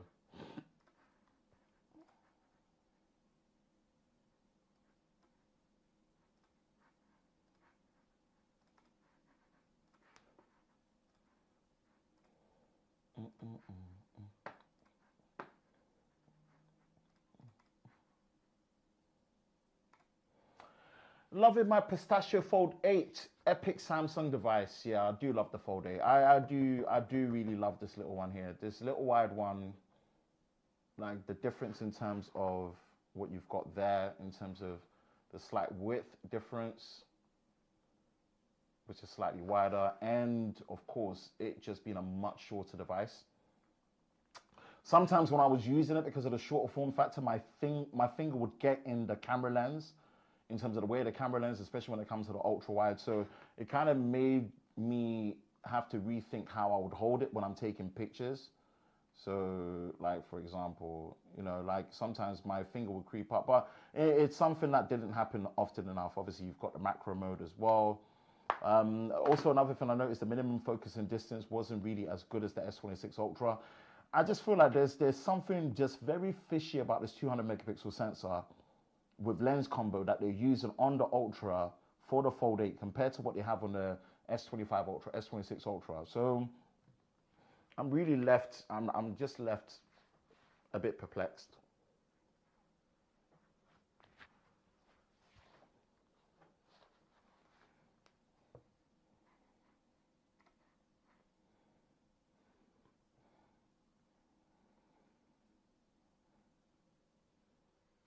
Okay.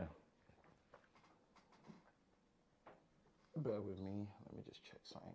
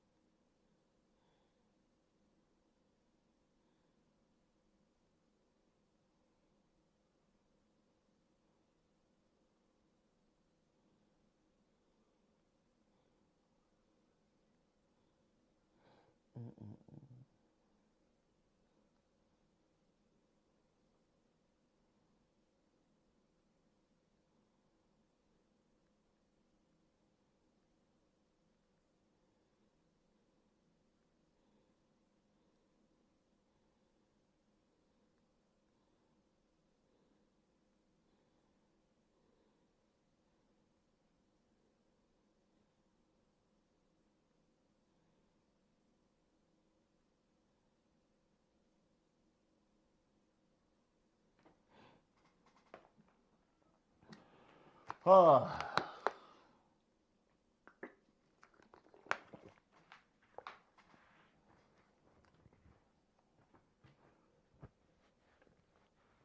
Ah.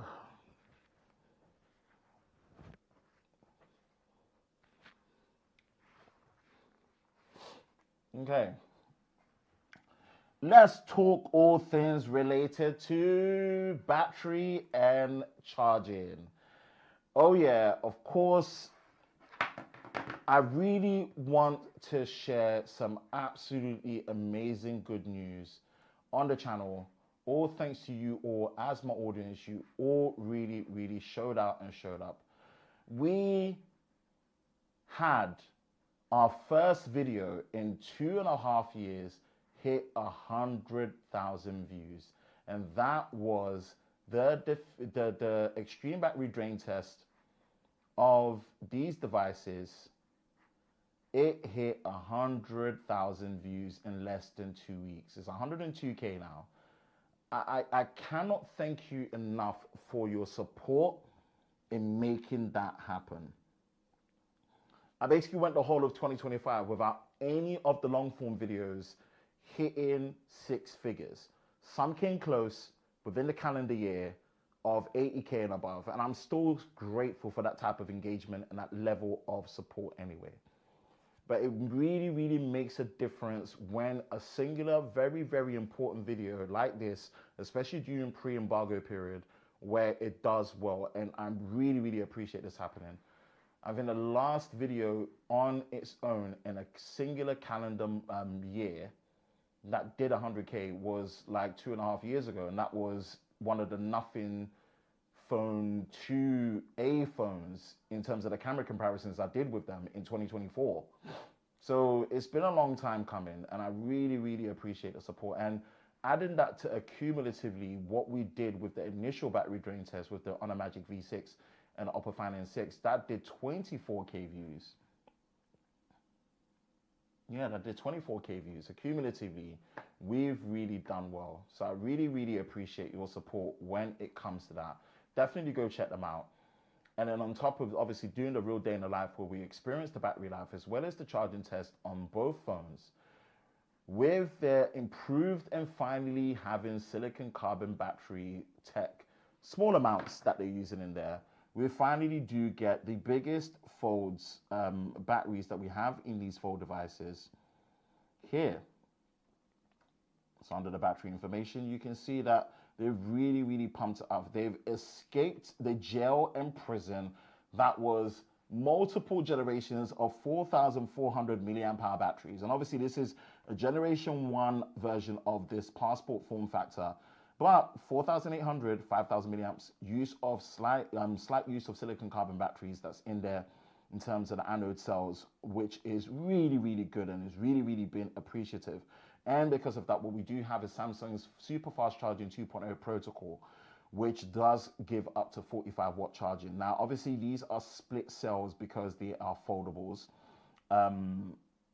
We did the charging test on them. They have improved in terms of the charging speeds, which is something we love to see.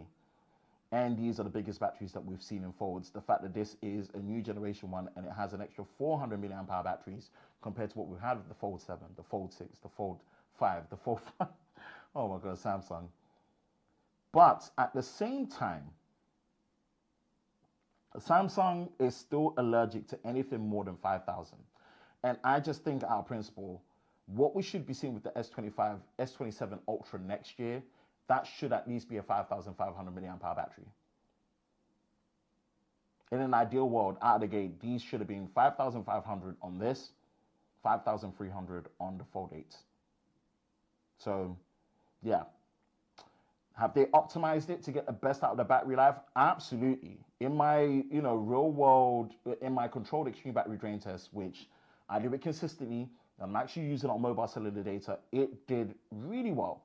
It did well. And I think context matters for how improved it is compared to what it was previously. People were like, oh, it's only an extra 40 minutes. Trust me, I'm pushing these phones to their extreme. I'm pushing these phones to their extreme. And this is what we're getting. Like, the difference. Like, for example, by the time you've done 3 hours of extreme usage, right, you are in a very strong position. Look at the difference there. The Fold 8 Ultra compared to the Fold 7, right? It's huge. It's a huge difference.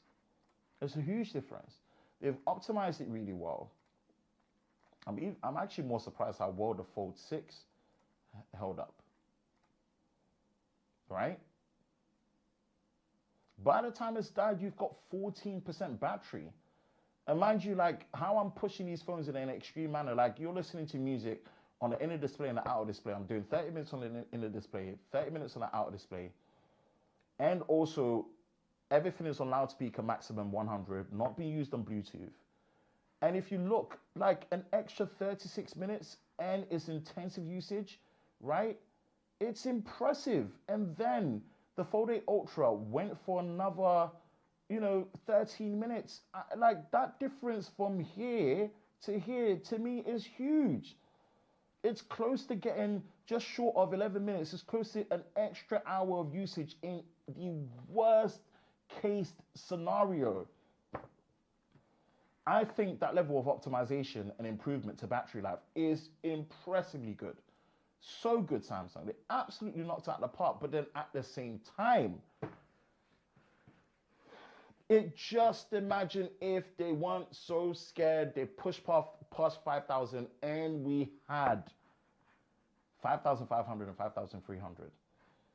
What that should also give you context is the fact that when you are not using them in an extreme situation like I was using them, you will get really, really good real world usage difference. I showed this in a real day in the life as well when we got to that section. Samsung have really done a good job with what they've been able to put in here with the battery capacities, the optimization of the chipset, One UI software out of the gate, without even learning usage patterns. I've been really, really happy and kind of semi-impressed enough with what is actually available here. So I think for normal people and even power users, you're going to appreciate, once it learns your patterns, automatic screen brightness. It's really, really, really good when it comes to the battery. And if you're on Wi-Fi, again, when I was using these and I was testing it was purely on mobile cellular. You're on Wi-Fi, you should see an improvement when it comes to the battery life. Samsung have done a good job here, but we translate it to the charging test as well. Let's come back to the charging test between these two. And you can see that, of course, you do have the super fast charging 2.0. I highly recommend you go watch these videos individually. It does help me.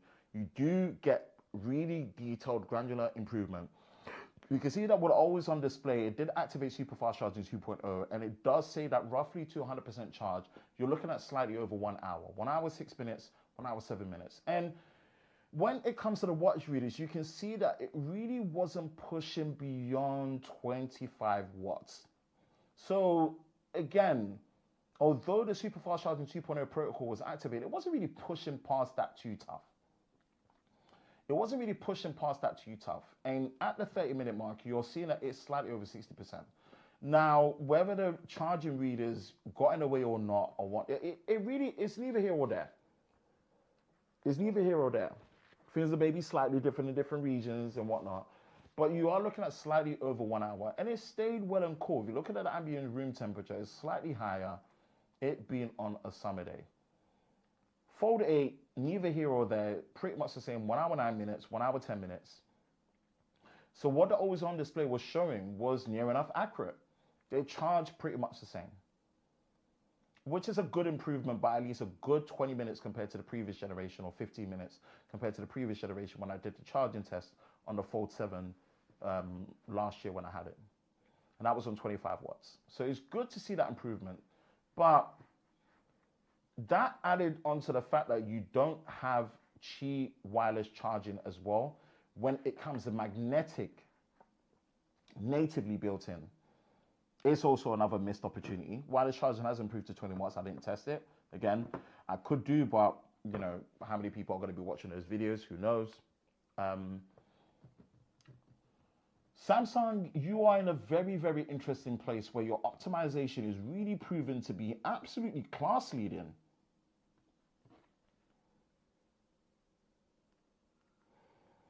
But when are we going to escape the 5,000 milliamp hour prison?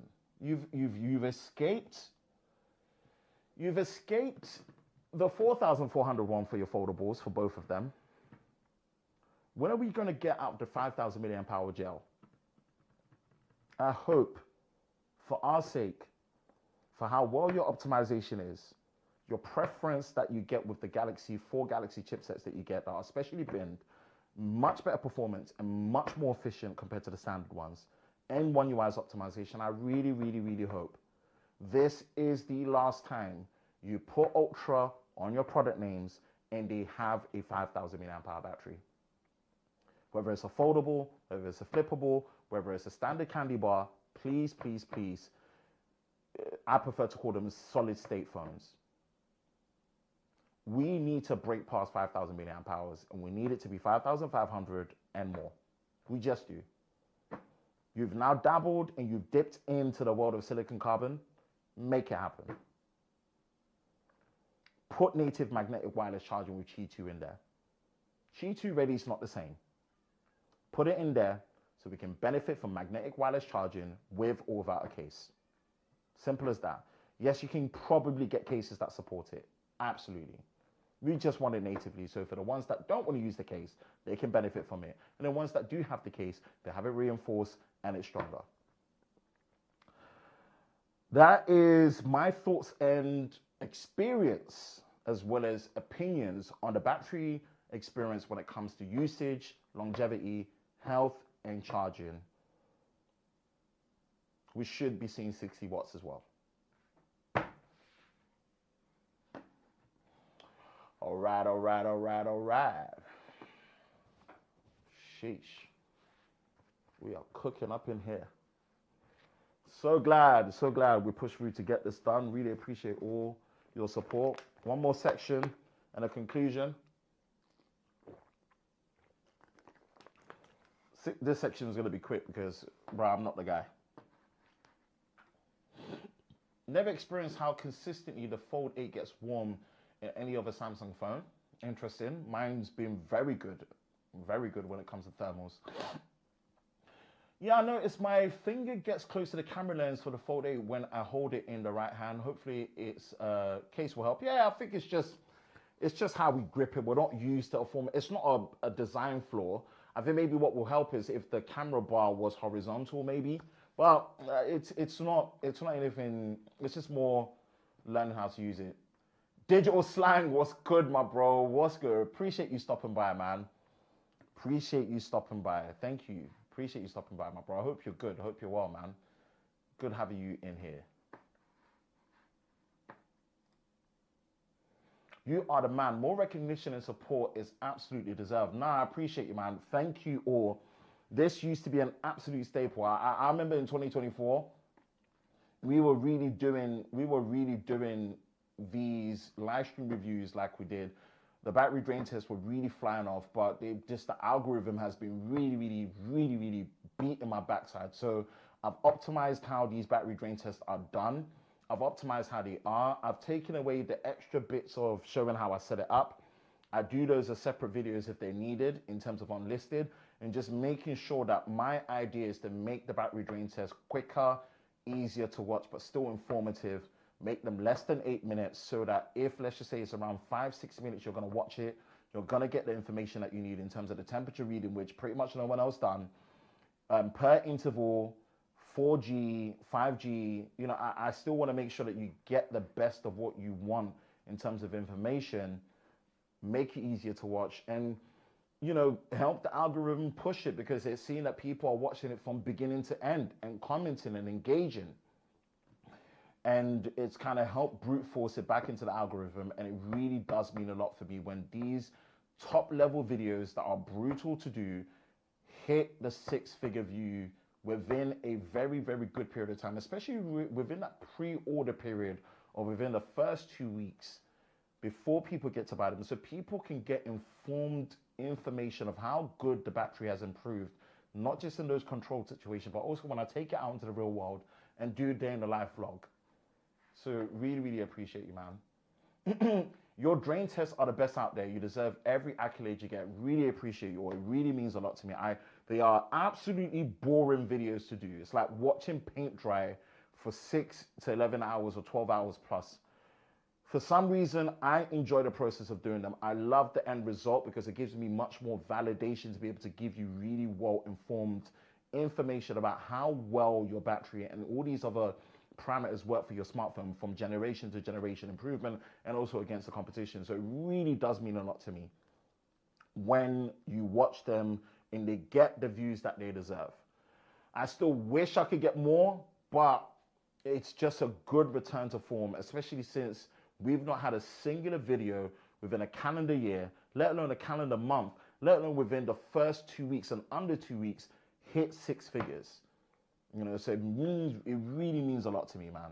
I don't take that for granted.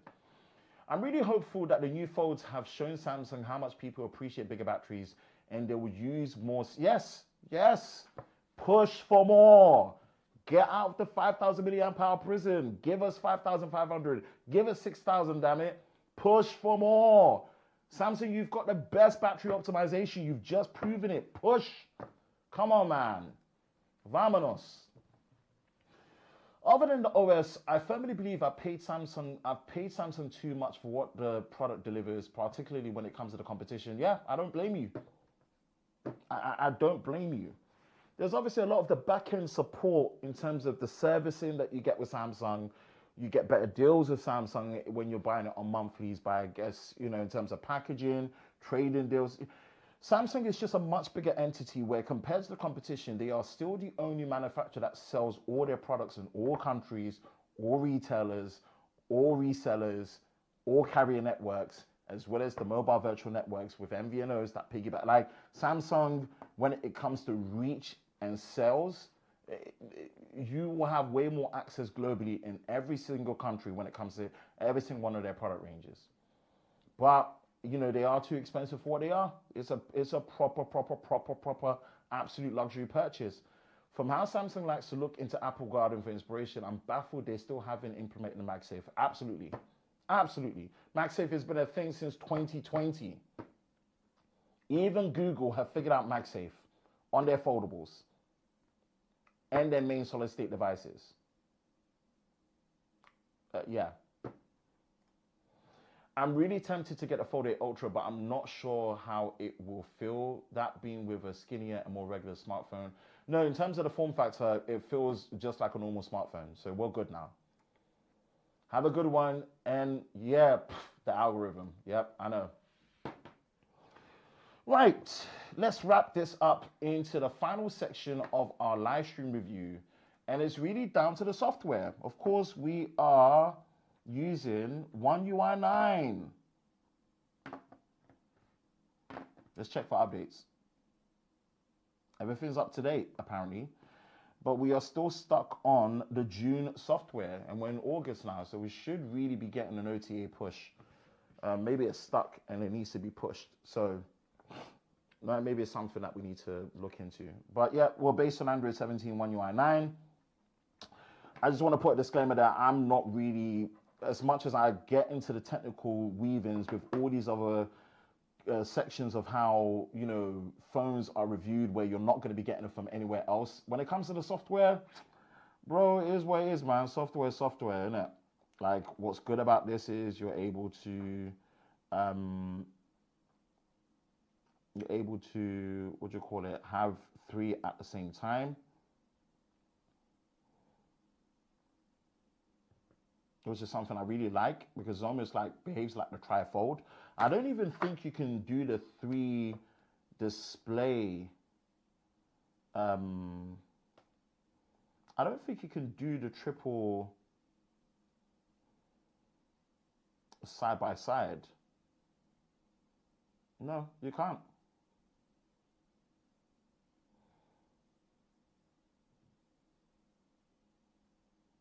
Yeah, I don't think you can. Let's do a... Nope, you can't. So that's one thing that I noticed that is nice about the standard Fold 8 wide, that it does allow you to do the 3 apps side by side, like what you have with the trifold.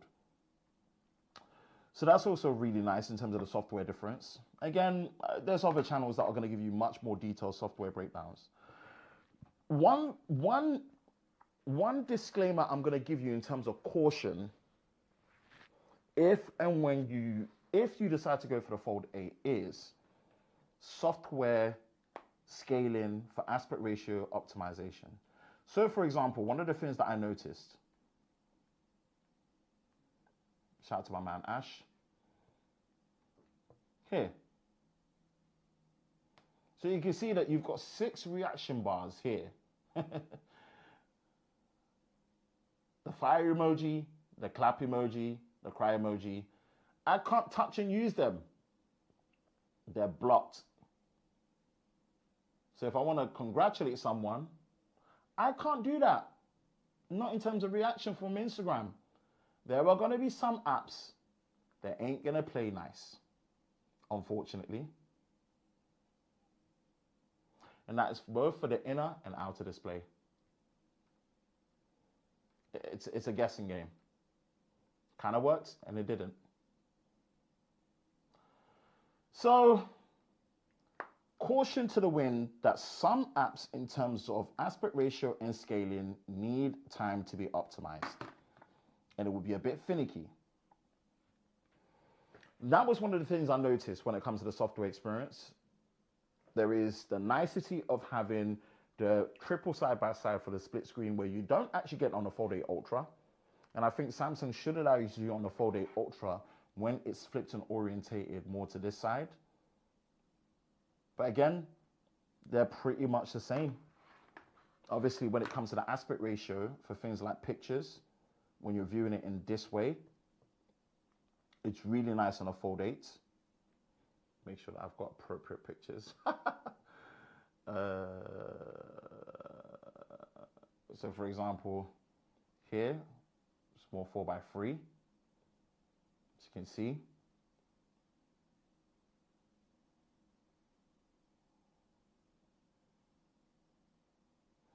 So it's really awesome in that retrospect.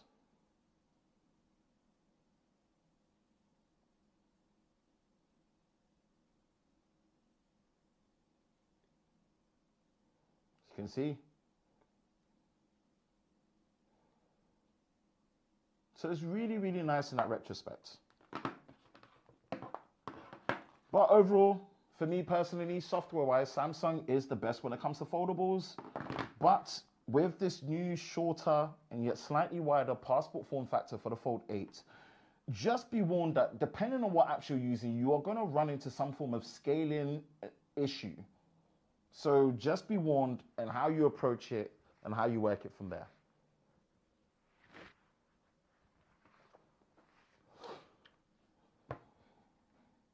Rating the software, it's a strong 8 out of 10. Samsung, to me, are the best. And whatever's coming from the Fruit Company with their potential new foldable, boy, they've got their work cut out. I don't think it's going to be anywhere near as good as what Samsung has going on here. I think maybe their advantage is when it comes to actual support, when it comes to apps, maybe they'll be able to scale it better out the gate. But Fold 8 Ultra and Fold 8. Let's wrap this up. We've gone through all the main sections. And the pricing that what we're looking at these devices, right? Let's actually go on Samsung's website, right? And let's look at this. Samsung UK, we're going to be buying a Fold 8. What do we look at and what do we see? Fold 8 Ultra. Starting price,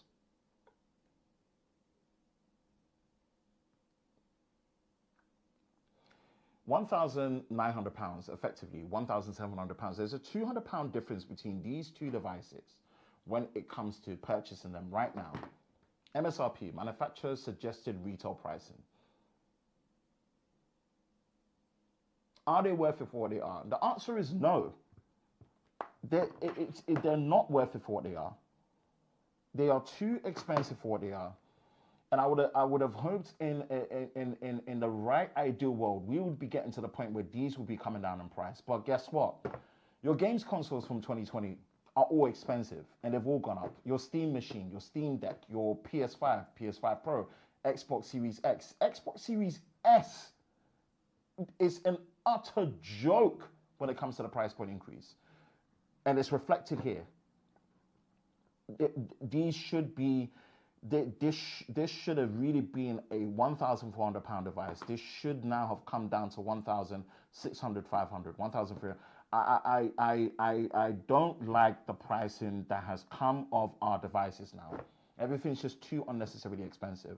So if you're buying this, you are buying this because you absolutely love foldables. One.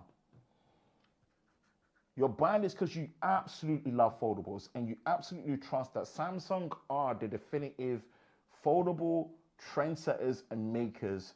You value the support that comes with having Samsung Care, having a Samsung, retail structure and infrastructure to be able to get the support that you need.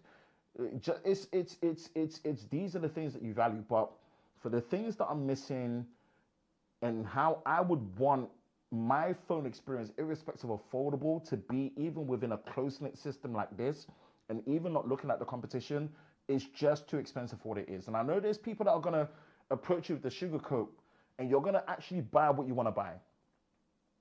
And you don't need anyone else's validation. Hence why when I try and do my reviews, I try and review them within the meaningful parameters that give you more factual information than just emotions and feelings, right?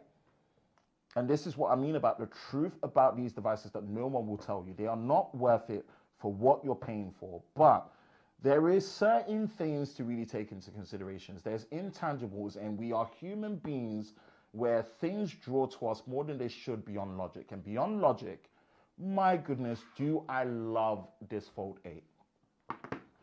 This is my pick of the litter. Unless you are coming from a Fold 6 and a Fold 5 and you want to experience something different, this will give you such a practically nice experience that is so refreshing. It's such a breath of fresh air. I really, really, really, really love what Samsung are doing and have done here.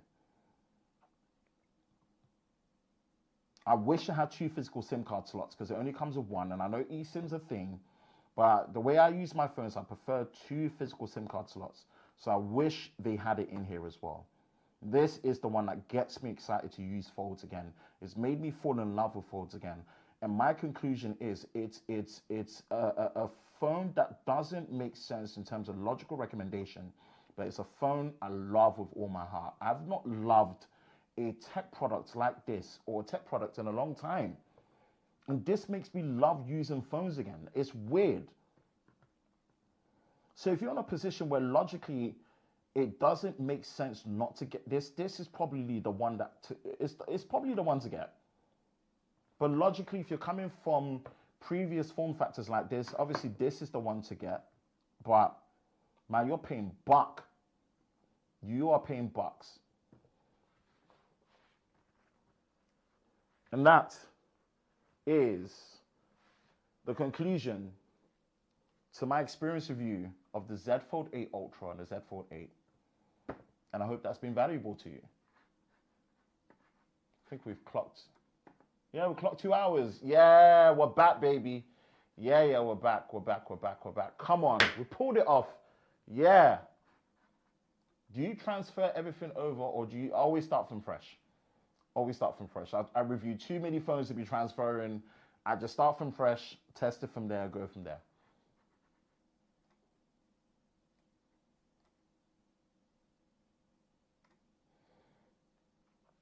I absolutely love the new 4:3 aspect ratio, but yeah, notice some unoptimized apps. Like right now, YouTube shows 4 shorts instead of 8 in the landscape. Yep, just you are going to be in for a journey for weird unoptimization and scaling with this new form factor on the Z Fold 8. So you just be warned. Thank you, Ben. I can always get an honest review from you, which is in turn makes your reviews invaluable. Thank you so much.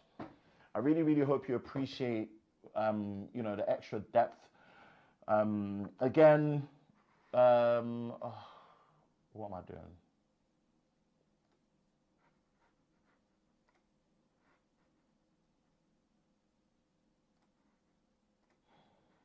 Jeez, Siobhan dropped a week in her life.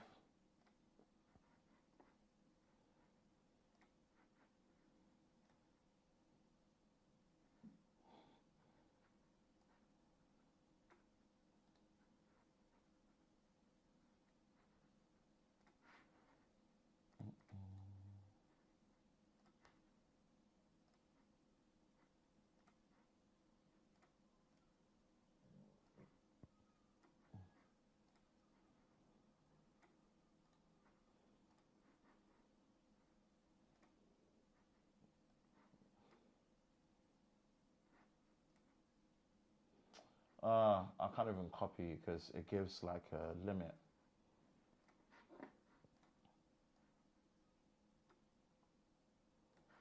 Yeah, check the description below. I'm signing up under every single word about. I'm signing up under every single word about the 8 you said. Signing up. Really wish I could leave more than one like. Now I really appreciate you, man. Really appreciate you. Right, people. Man, that's it. Man, we're back. We're back. We're gonna be doing more of these. We're gonna be doing more of these. I really appreciate your support. Really appreciate your patience. Sorry for the audio issues at the beginning. I'm glad we were able to figure that out and sort all of that out. Yeah, this has been me, Ben from Lover of Tech. Stay subscribed and locked in. Check the description below for all the videos that we've done. I'll have it as a pinned comment as well. Every single video that we've done on the Fold 8 and the Fold 8 Ultra. Watch out for the 8K cinematic review when that is ready and that goes live as well. And really appreciate you taking the time to watch this live stream review in 4K UHD. Any other people that discover this and the algorithm somehow gets it to you, it may look like a normal video, but this is actually something that was done live. So pay attention to that and we will pretty much be catching up in another one. Really appreciate you all. I'm going to be signing out. I'll catch you in the next one. Peace.